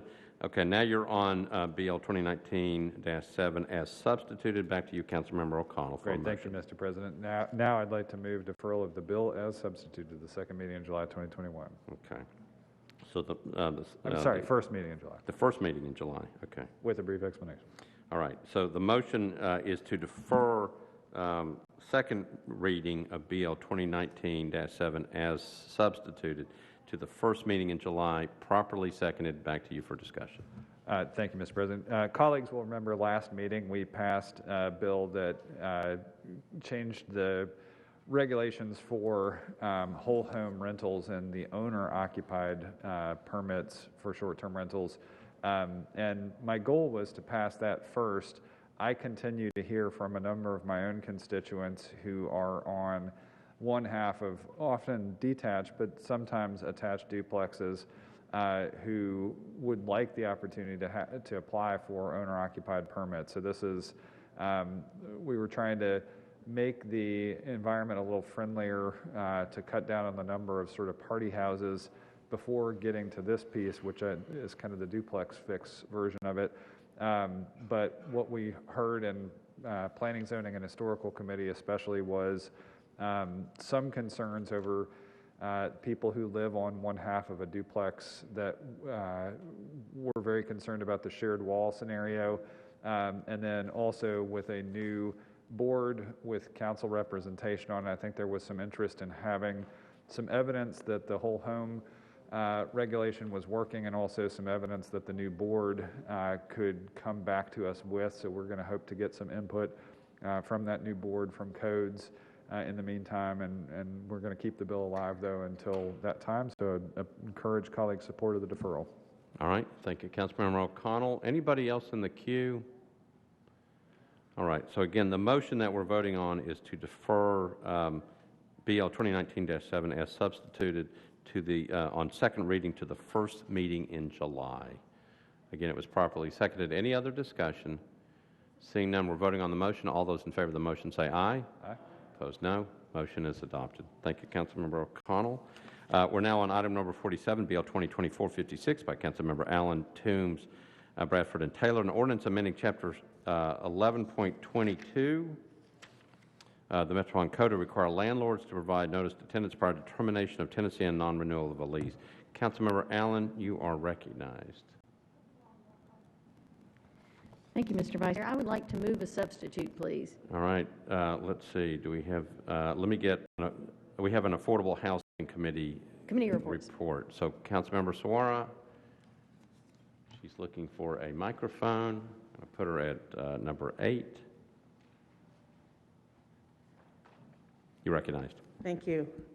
Affordable Housing voted on the substitute, 10 in favor, 0 against, and we recommend a deferral of the bill as substituted, 10 in favor, 0 against. All right. Thank you, Councilmember Suara. Okay. Now back to you, Councilmember Allen. Thank you, Mr. Vice Mayor. I would like to move the substitute and then move for deferral with a brief explanation. Okay. Hold on just a second.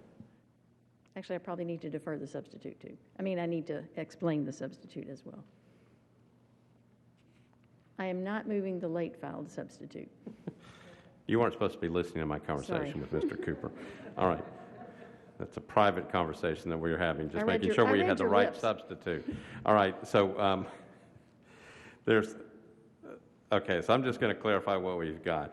You have a substitute ordinance that you would like to move. Correct. There was a late filed substitute that I think people got today by email, but you're not moving that one. You're moving the substitute ordinance that was in the original packet. The timely okay, file. just making sure that's right. All right, that's what we were talking about up here. All right, so Councilmember Allen has moved a substitute ordinance that is in your packet, properly seconded. Back to you for an explanation. Thank you. I do need to explain it. Okay. So this bill, as originally offered, did one thing, which was to require appropriate notification for a landlord who was not intending to renew a lease. The Affordable Housing Committee has been working on various types of tenant protection, and one of the biggest issues that came up is when a tenant suddenly finds out that they thought they were going to be able to continue to live somewhere and discovered on very short notice that they had to find new accommodations. So we are trying to provide some protections for that. At the same time, we had another bill that was dealing with sale of property that Councilmember Taylor has been working on for a long time and has worked very hard to incorporate changes to deal with concerns. Ultimately, that one was deferred indefinitely, but this substitute will incorporate some of the remedy that Councilmember Taylor was proposing by requiring a 14-day notification upon, I'm going to try to get this legal language, and Mr. Cooper can help me if I don't say it right, an assignment of a tenancy, which is better legal language for sale, and it solves some of the problems, and it puts the burden of notification on the buyer, which was where much of the concern was coming from that we were getting from apartment owner organizations. And so this substitute will simply combine those two bills in essence so that we are to some degree dealing with notification when properties change hands if the buyer intends for the tenant to have to leave, because that's the problem that we're dealing with, as well as simply continuing to have the part that I've had from the beginning, which was a 60-day notification if you intend not to renew a lease. That's a lot of explanation. Mr. Cooper, do you want to add anything to that? Mr. Cooper? No, it's the assignment of the lease rights. For that. Thank you. So that is the substitute. We've worked hard with industry representatives to make sure they understand what we're doing, and they are more comfortable with this, and we believe that we are hopefully addressing an issue that we have seen as a problem, especially during this current COVID pandemic economic hardship that so many people are in jeopardy of losing housing, that we want to do everything we can to protect that. So with that, I would ask for your support for the substitute. All right. So Councilmember Allen, in good legal language, has explained what the substitute does. It sounds like she's acting like a lawyer, Mr. Cooper. I would never do that. Yeah, she would never do that. All right. So Councilmember Allen has explained the substitute. It was properly seconded. Discussions on the substitute. Seeing none, we're voting on the substitute. All those in favor of the substitute say aye. Aye. Opposed, no.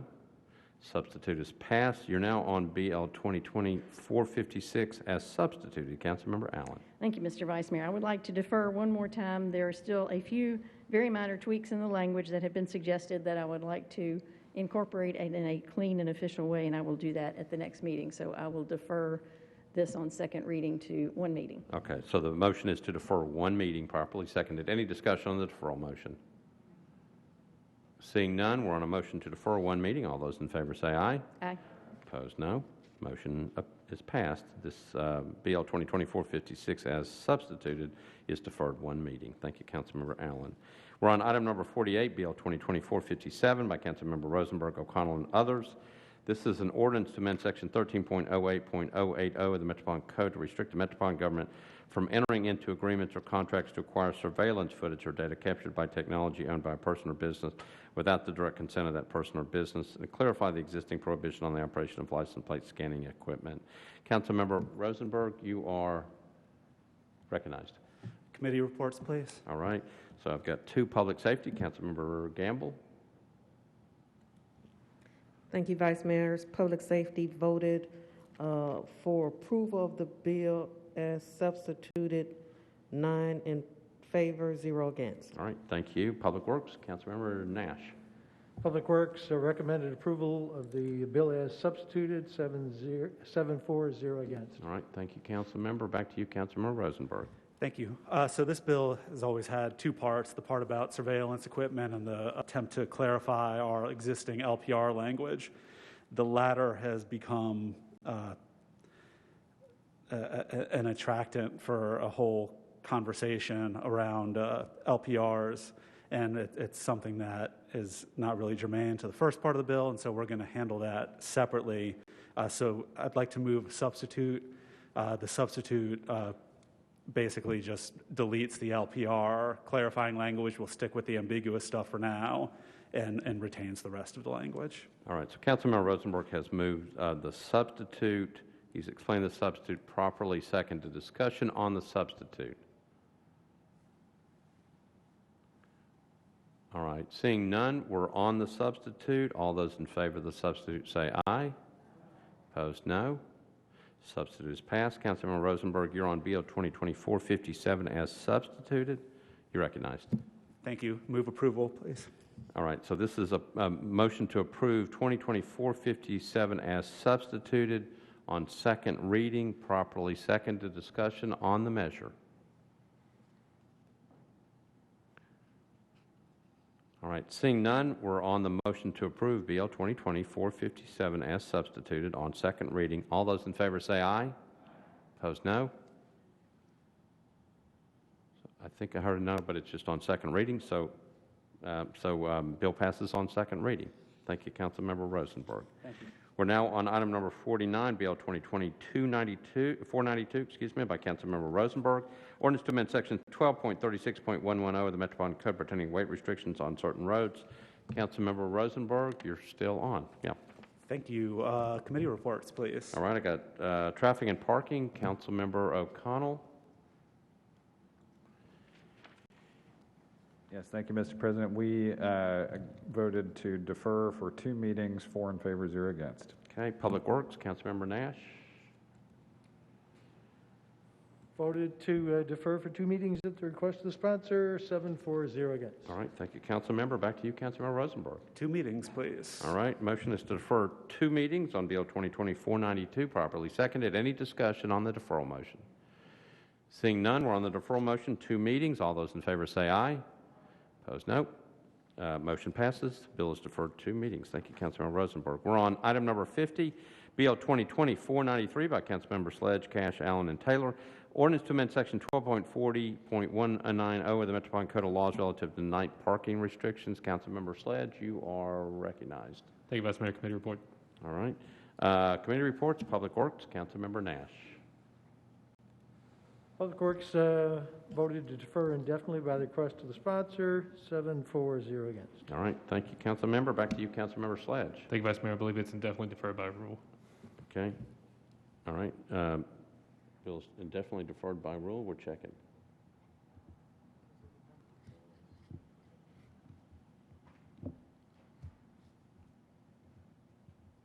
So when you say it's indefinitely deferred by rule, it was not deferred over your wishes? Correct. Is this just we're checking the number of deferrals? We'll fix this. I move to indefinitely defer. Okay, that's fine. Okay, so the motion is to indefinitely defer, properly seconded. Any discussion on the motion to defer indefinitely?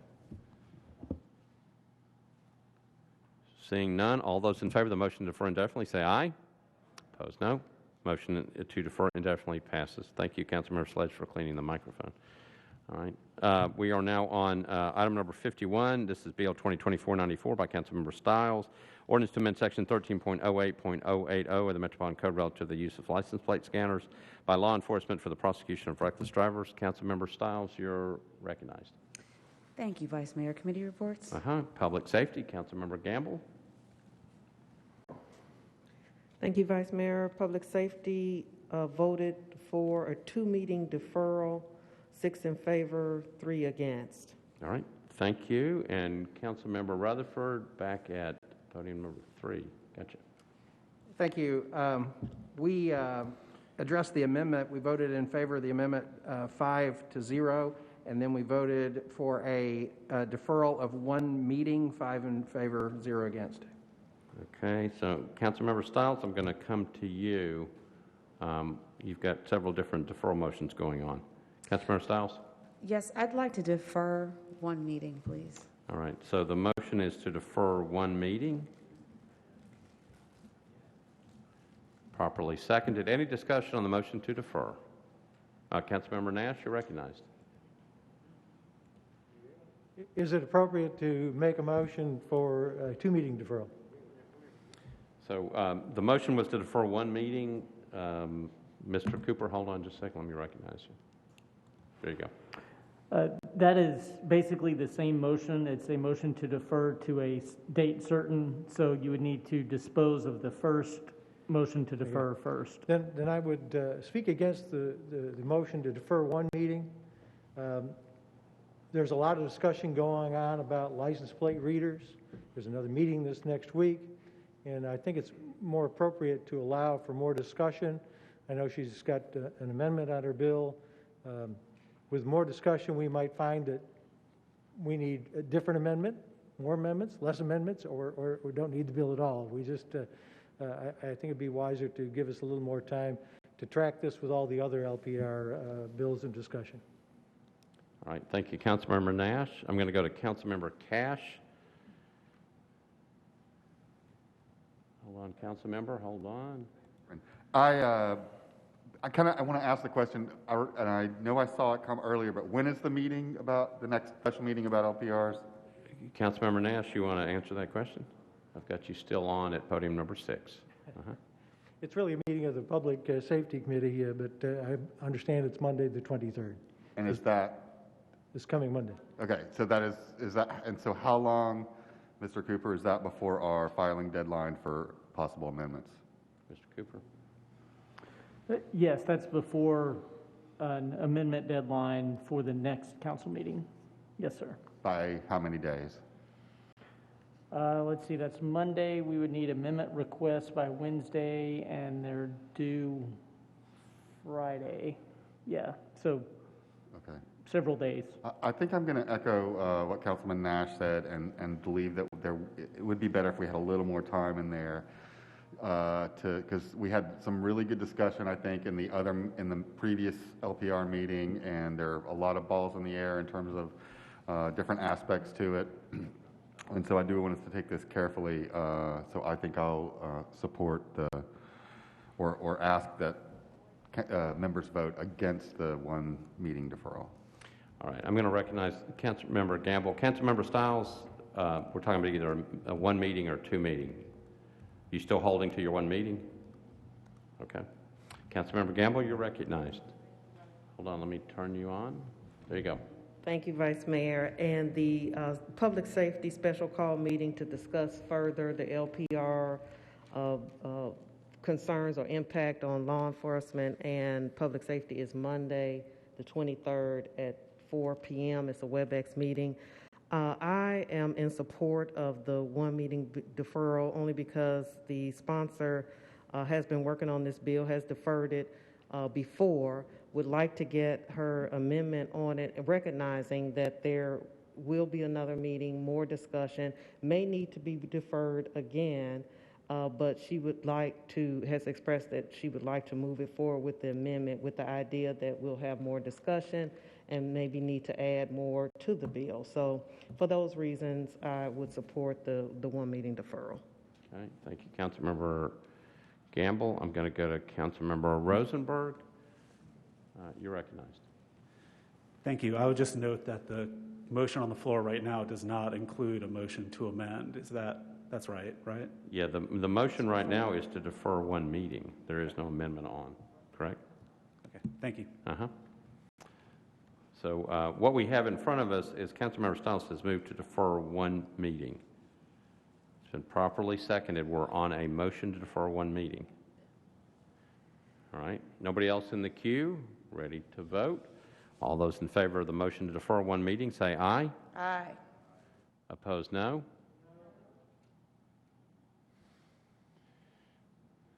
Let's try that again. Okay. This is just on a motion to defer one meeting. All those in favor say aye. Opposed, no. I think the motion to defer passes. So it's a motion to defer. It defers one meeting. Okay. All right. We're on BL 2020-505 by Councilmember Hall. It's item number 53. Ordinance directing the Metropolitan Purchasing Agent to enter into an emergency contract for the continuing operation of the Bordeaux Long-Term Care Facility, remainder of fiscal year of 2021, affirming the Council's intention the current appropriation of fiscal year 2021 operating budget for Bordeaux be used to fund the emergency contract. Councilmember Hall, you are recognized.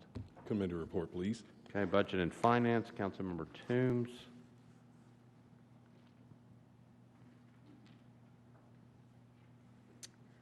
Thank you, Mr. Vice Mayor. The bill was deferred by rule. Okay, thank you.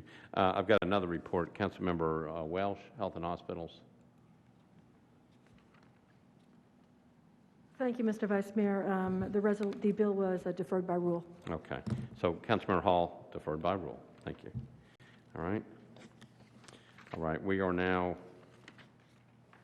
on item number 59. It's BL 2020-511 by Councilmembers Murphy and Nash. Ordinance authorizing the Metropolitan Government of Nashville and Davidson County to abandon existing easement rights for property located at 4100 Aberdeen Road, formerly a portion of Mockingbird Road. Councilmember Nash, I think you're going to have to handle this one for Councilmember Murphy. Okay.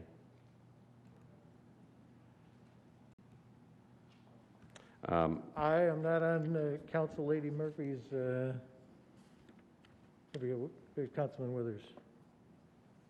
All right, so you're on the bill, but just ask for committee reports and we'll proceed. I'm sorry, you got. All right, so committee reports, Planning and Zoning Council Member Withers, you're recognized. Thank you, Mr. Vice Mayor. My notes reflect that the Planning, Zoning, and Historical Committee recommended a one-meeting deferral. Okay. All right. And back to you, Councilmember Nash, on Public Works. Public Works recommended approval, 7-4-0 against. And given that we've got a one-meeting deferral request, I would move that. All right. So the motion is to defer 2025-11 one meeting, defer one meeting, properly seconded. Any discussion on the deferral motion? All those in favor of the deferral motion say aye. Aye. Opposed, no. Motion is, the bill is deferred one meeting. Thank you. Thank you, Councilmember Nash. All right. All right. Is that it? All right. We are now on bills on third reading. All right. And we have a very long consent agenda, so stay with me. All right. So these items are on the proposed consent agenda on third reading. Item number 63, BL 2019-79, on consent. Item number 65, 2020-256 is on consent.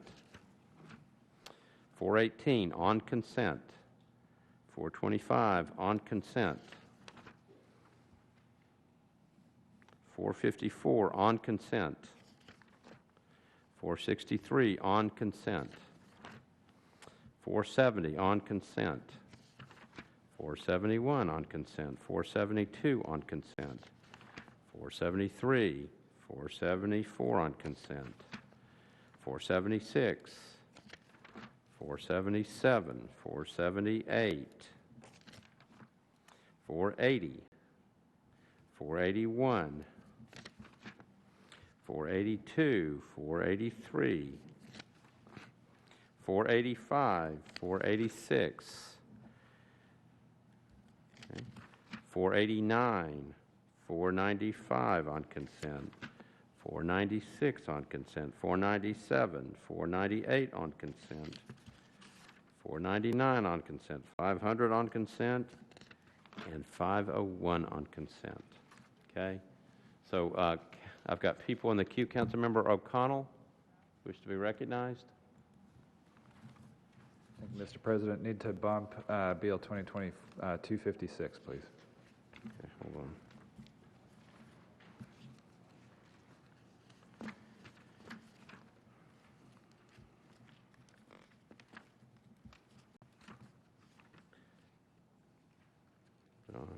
Which page is that?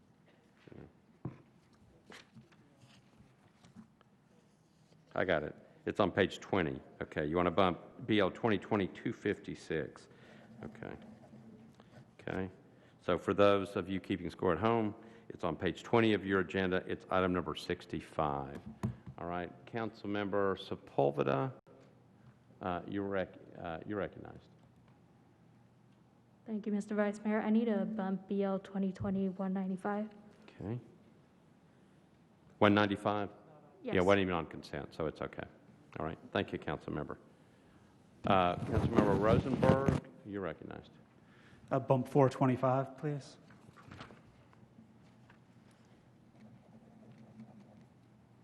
Okay. And Councilmember Nash, did you want to be recognized? Okay. All right, hold on.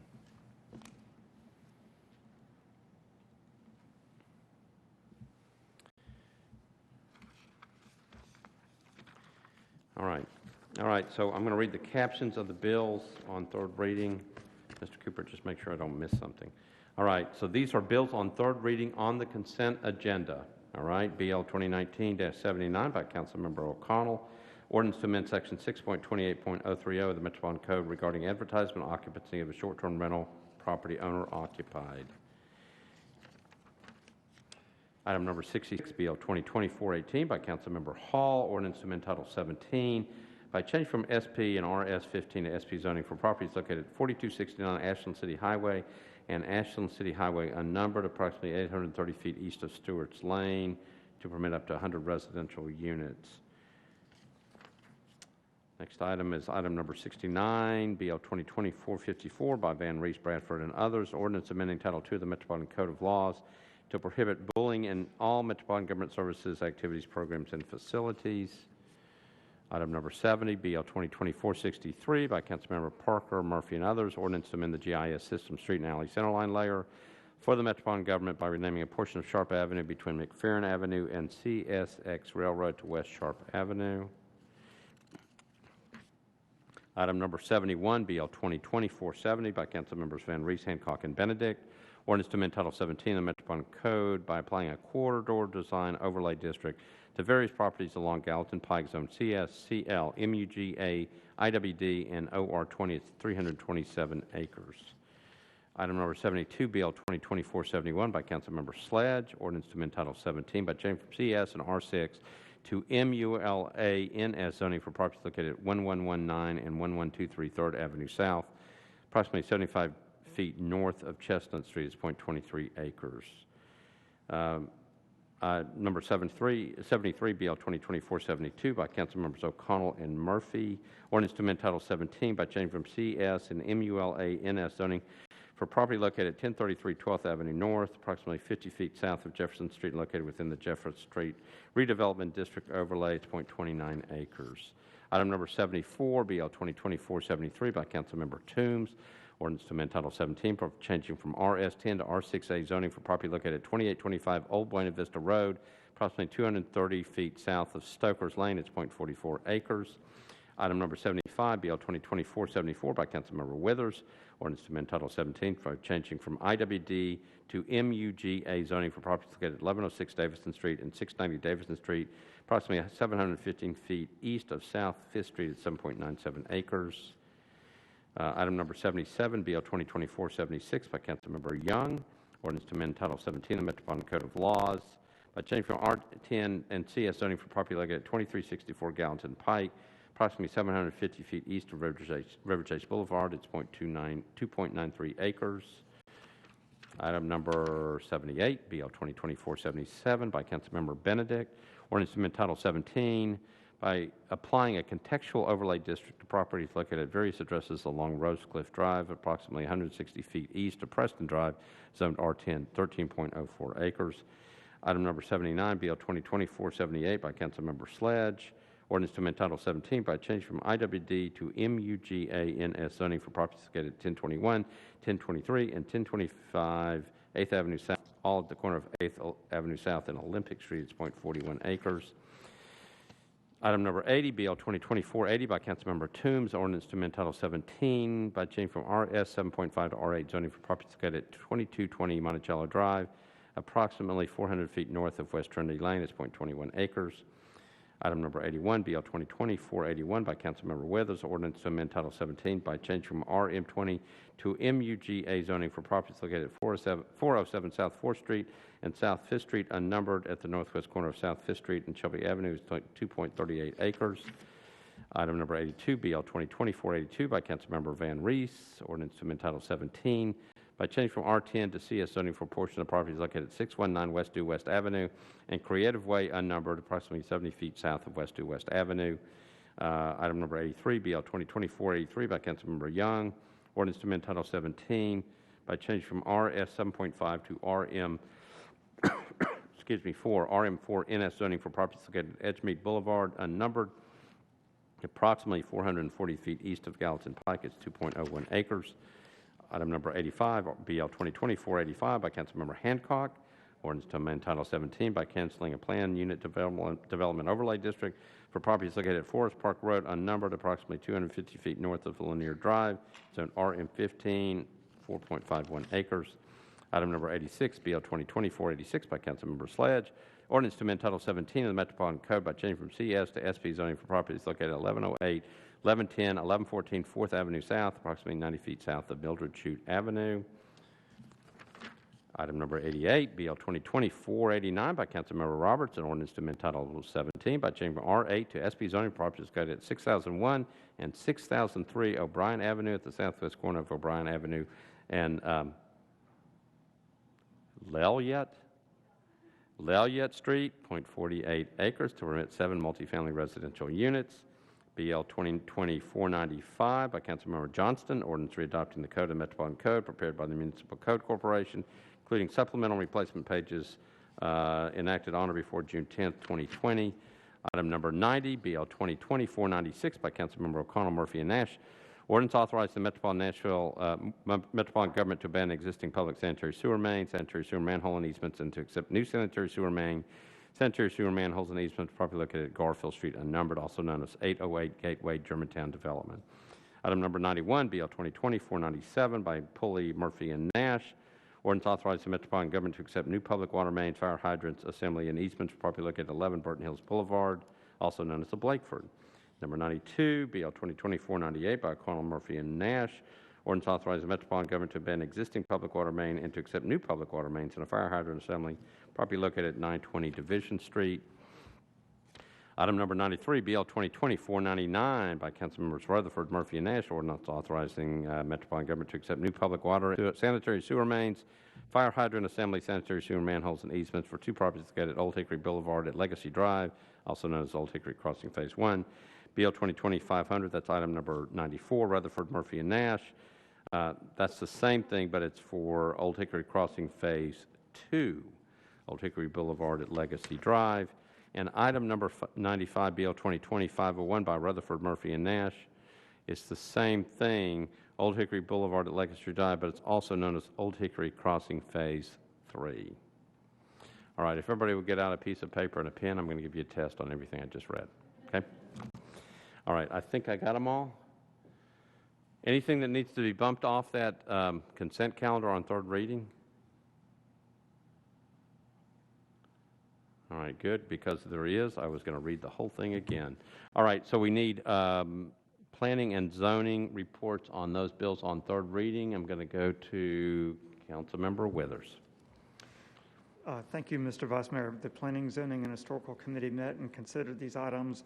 The votes of approval for all of these items was 16 in favor, 0 against, and 0 abstaining, and that includes consent calendar items BL 2020-418, 470, 471, 472, 473, 474, 476, 477, 478, 480, 481, 482, 483, 485, 486, and 489. I believe that's all of them. But the vote on all those was 16 in favor, 0 against, 0 abstentions. All right, and how about a motion to approve all those measures on third reading on the consent agenda? And I would like to move approval of all items on the consent calendar. All right, thank you, Councilmember Withers, properly seconded. Any discussion on the motion to approve all those items on third reading consent?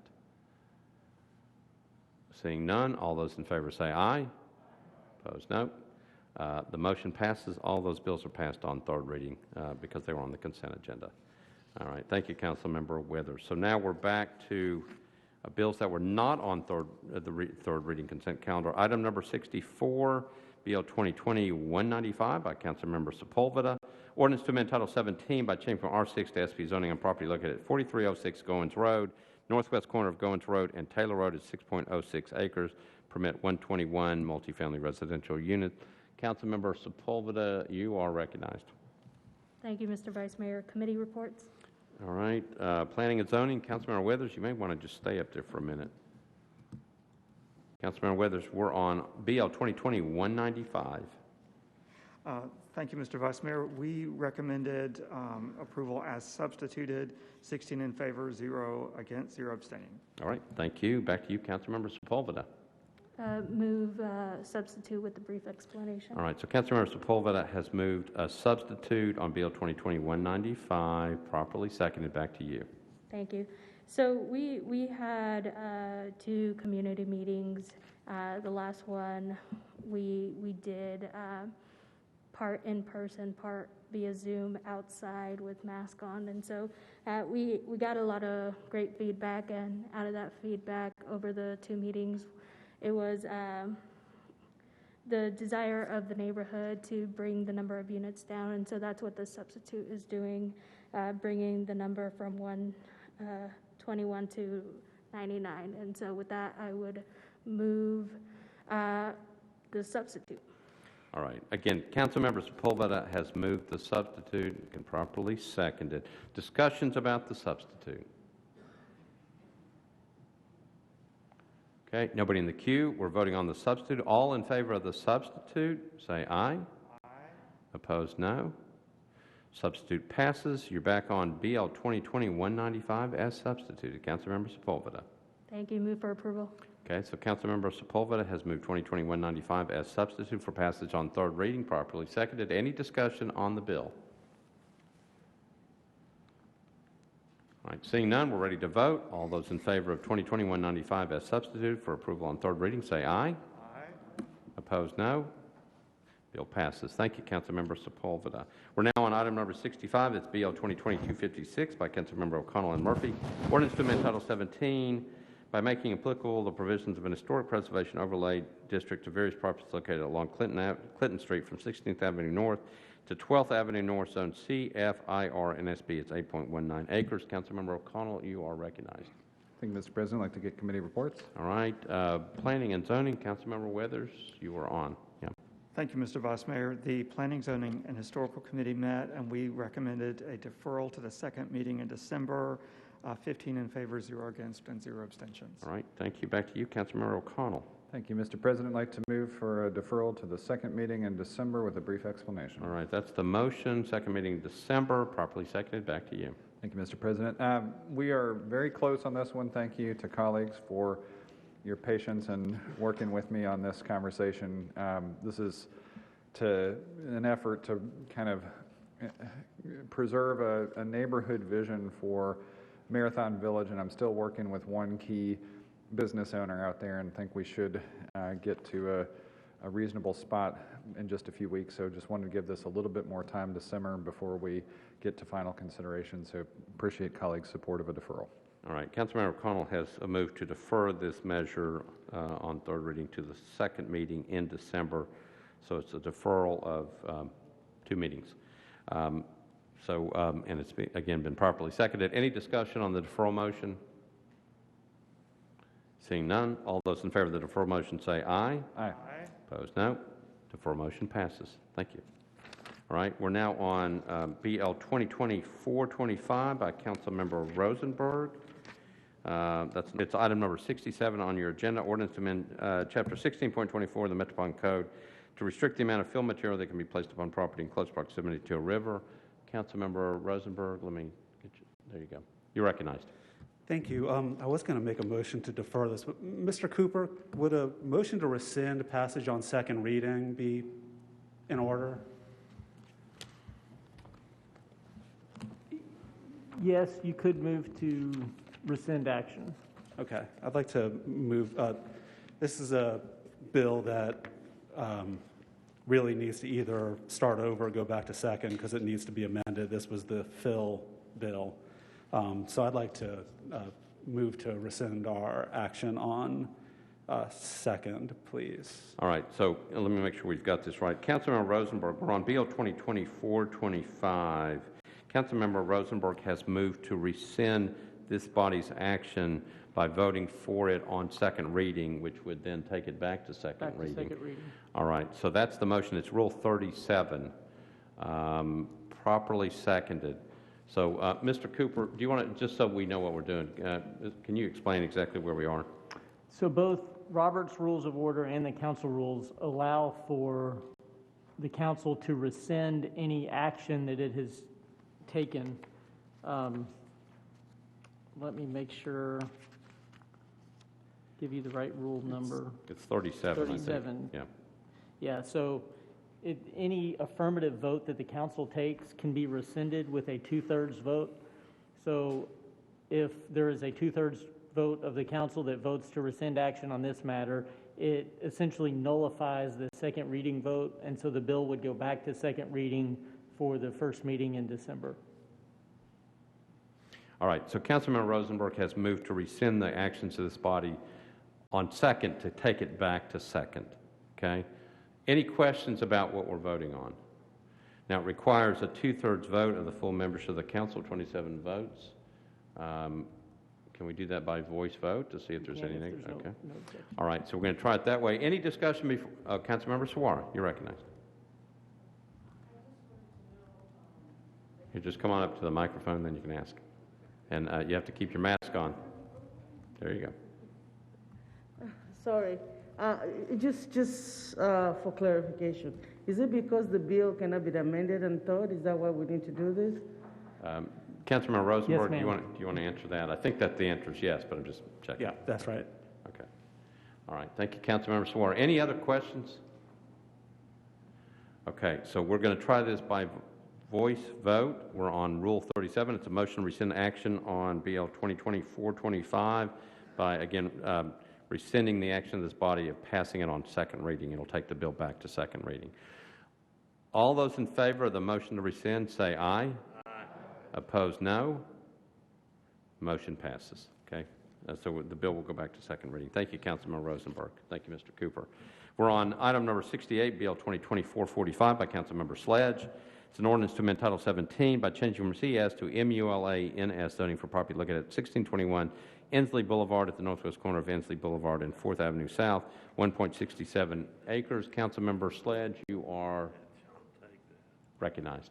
Thank you, Vice Mayor. I need to move this substitute. All right, so all the committee reports are in.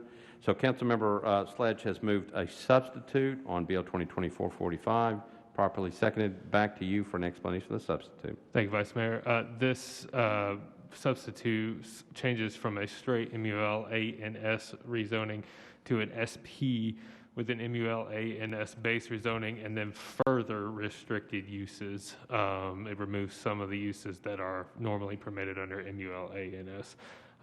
This applicant did the due diligence with the community that requested when we deferred this last, so I'm supportive and I'd ask the body to do so as well. I renew my motion. All right, so Councilmember Sledge has moved a substitute on BL 2020-445. Again, it was properly seconded. Any discussion on the substitute? Seeing none, we're ready to vote on the substitute. All in favor of the substitute say aye. Aye. Opposed, no. Substitute passes. Councilmember Sledge, you're on your bill as substituted. Oh, somebody cut off your microphone. There you go. Wait a minute. Hold on. There you go. Sorry, I cut off my microphone. I move the bill as substituted. Okay, so Councilmember Sledge has moved BL 2020-445 as substitute on third reading. Properly seconded. Any discussion on the bill? Seeing none, we're ready to vote. We're on BL 2020-445 as substitute. All in favor say aye. Aye. Opposed, no. The motion passes. Bill passes on third reading. BL 2020-445 as substituted. Okay, we are now on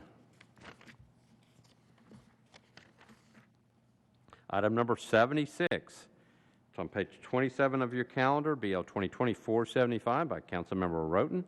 Ordinance to amend Title 17 of the Metropolitan Code by changing RS-15 to MULA zoning for properties located at 3728 Central Pike and Central Pike unnumbered at the western terminus of Dodson Chapel Lane, 3.57 acres. Councilmember Roten, you are recognized. Thank you, Mr. Vice Mayor. Committee report, please.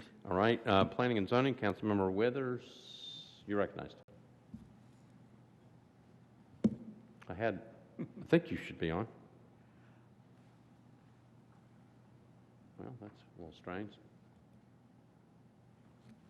Is it not showing up? Yeah, so is the mic turned off? Because I've got you lit up over here. All right, go to, if you don't mind, go to podium number 10. There you go. Is that better? That's much better. All right. Thank you. The Planning, Zoning, and Historical Committee met on this item. We recommended approval of the substitute and of the bill as substituted, 16 in favor, 0 against, 0 abstentions. All right. Thank you, Councilmember Withers. Back to you, Councilmember Roten. Thank you, Mr. Vice Mayor. I'd like to move the substitute. The substitute is taking MULA and making it MULANS, making sure there's no short-term rentals. Okay. All right. So you've heard the substitute. There's a motion to approve the substitute, properly second. You've heard the explanation of the substitute. Any discussion on the substitute? Seeing none, you're voting on the substitute. All in favor of the substitute say aye.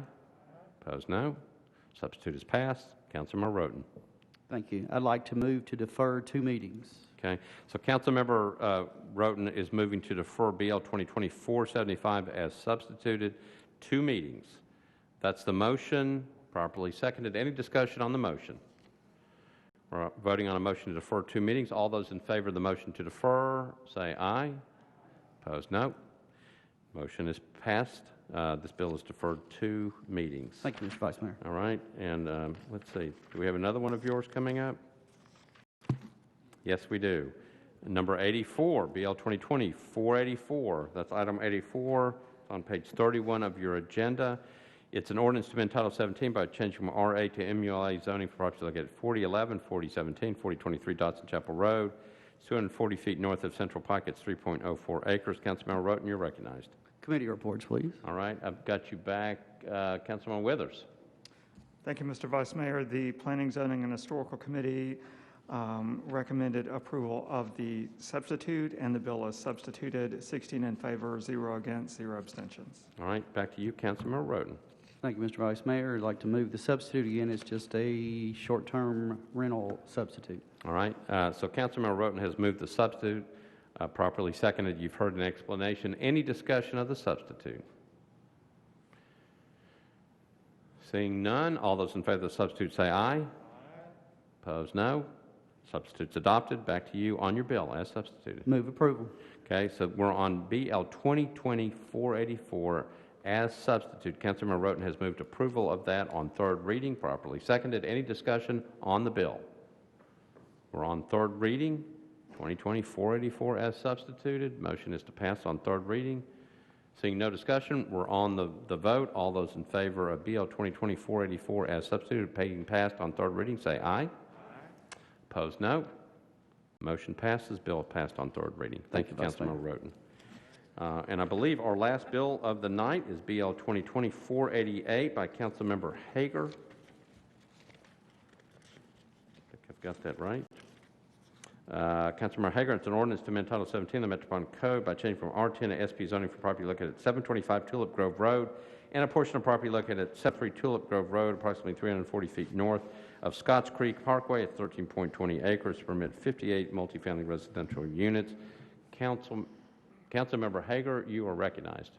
Thank you, Mr. President. I've got an amendment, so I'll move the amendment first. All right, I've got get a committee report. Councilmember Withers, Planning and Zoning. Thank you, Mr. Vice Mayor. The Planning, Zoning, and Historical Committee met. We recommended approval of the amendment and the bill as amended, 16 in favor, 0 against, 0 abstentions. All right, thank you, Councilmember Withers. Councilmember Hager. Move for passage of the amendment, please. All right, so Councilmember Hager is moving an amendment on BL 2020-488, properly seconded. Back to you for an explanation of the amendment. Amendment just adds a turning lane on Tulip Grove Road into the development. All right, so you've heard an explanation of the amendment. Any questions on the amendment? Seeing none, we're voting on the amendment. All those in favor of the amendment say aye. Opposed, no. Amendment passes. You're on your bill 2020-488 as amended. Move the bill as amended. All right, so this is on 3rd reading, BL 2020-488 as amended, passes on 3rd reading. Properly seconded. Any discussion on the bill? Seeing none, we're ready to vote. All those in favor of 2020-488 as amended on 3rd reading say aye. Aye. Opposed, no. Bill passes on 3rd reading. Mr. Cooper, is that it? It is 9:08. Happy Thanksgiving. I'll take a motion to adjourn. Motion to adjourn, properly seconded. Any discussion? No discussion on that. All those in favor of the motion to adjourn say aye. Opposed, no. We stand adjourned. And so the council has concluded, believe it or not, a meeting in less than 2.5 hours, a 36-page agenda with 95 items on it. That's quite a change from the days when they met virtually in the Metro Courthouse, where we rarely got out before midnight or later. Perhaps the major event of the night, and the council approved on the consent calendar, which means it was done without debate and without opposition. 2 resolutions, RS 2020-441 and RS 2020-634, approving a partnership between the city, the Nashville Electric Service, and Tennessee Valley Authority. Vanderbilt University is also reportedly involved. The proposal would clear the way for the construction of a 100-megawatt solar array plant in Tullahoma, Tennessee. That would be operated by the Nashville-based Silicon Ranch Corporation, a company founded by former Tennessee Governor and Nashville Mayor Phil Bredesen. The program would take a major step towards achieving the city's goal of being 100% reliable and renewable energy sources by 2025. We believe that the power would come online to Metro in September of 2023. At that time, Metro would pick up its annual operating cost for its electricity would increase between $250,000 and $300,000 a year until 2043, although it's possible that cost may actually be lower by the time we get to that point. Price of the energy will be $1.25 per megawatt hour. The council also deferred tonight a bill that would have spent $1 million out of its CARES Act money and $1.5 million out of the city's 4% reserve funds to keep open the Bordeaux long-term facility that Metro is in the process of closing down. The last council actually went on record in favor of closing it down at that point, or at least privatizing it. Currently, the current operator out there has indicated it doesn't want to continue, and Metro has not been able to find a second firm to do that. The bill was deferred tonight because obviously they don't have the votes at this point to get that kind of money. There are some other legislation coming in, so I suspect we'll continue to see more debate about that in the future. Council also deferred a bill tonight that would reallocate some of the CARES Act money that's been given to Metro schools, about $5 million. They wanted to take some of it and continue to use it for school supplies and other things from remote learning. Council members would like to see that money come back to be used by other agencies in the city government. There's going to be an attempt to try, during this deferral, to come back with one other resolution that might satisfy everybody, so we'll see what happens on that. Council also accepted a number of grants tonight. I'll go through those very quickly. They accepted a disaster grant of $10,000 from the Hills Pet Nutrition, Inc., and Association for Animal Welfare Advancement to assist the Metro Health Department with COVID-19 relief. Also accepted a $10,000 grant from the Dorothy and Thomas F. Frist Foundation to help Metro Social Services with the national effort to end homelessness. They also approved a $499,000 grant from the U.S. Department of Justice to support a broad range of activities to prevent and control crime, including some technology upgrades and other things. Also, among other resolutions, they accepted a $525,000 grant from Tennessee Department of Human Services to fund a program for Metro Parks to provide meals and snacks for children attending after-school programs in 6 parks that would go until September of next year. And by the way, that Justice Department grant extends until 2023. Another action, the council also deferred a bill for more study tonight that would change the local and state laws, or at least this bill would help with the enforcement of state and local laws pertaining to reckless driving, especially for the prosecution of persons engaging in drag racing activities. Police have been doing a crackdown on that, but obviously this bill may need some more work. It was deferred again, one more meeting for further study. Also deferred tonight was a bill that would restrict the length of recreational vehicles if they can be parked on the street overnight. It's currently 24 feet, and that will stay because the bill was deferred indefinitely. That means the bill has been killed. Finally, on third reading tonight, the council approved an ordinance that prohibits bullying in all Metro government services, activities, programs, and facilities. That now, since it's passed on third and final reading, the ordinance now goes to Mayor John Cooper for his consideration and likely signature. Council is now in recess until the 1st of December, the first Tuesday in the month in December.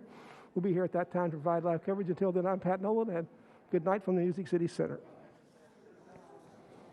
Tonight's Metro Council meeting has been coming to you live from the Davidson room of the Music City Center and has been a public affairs presentation of the Metro Nashville Network.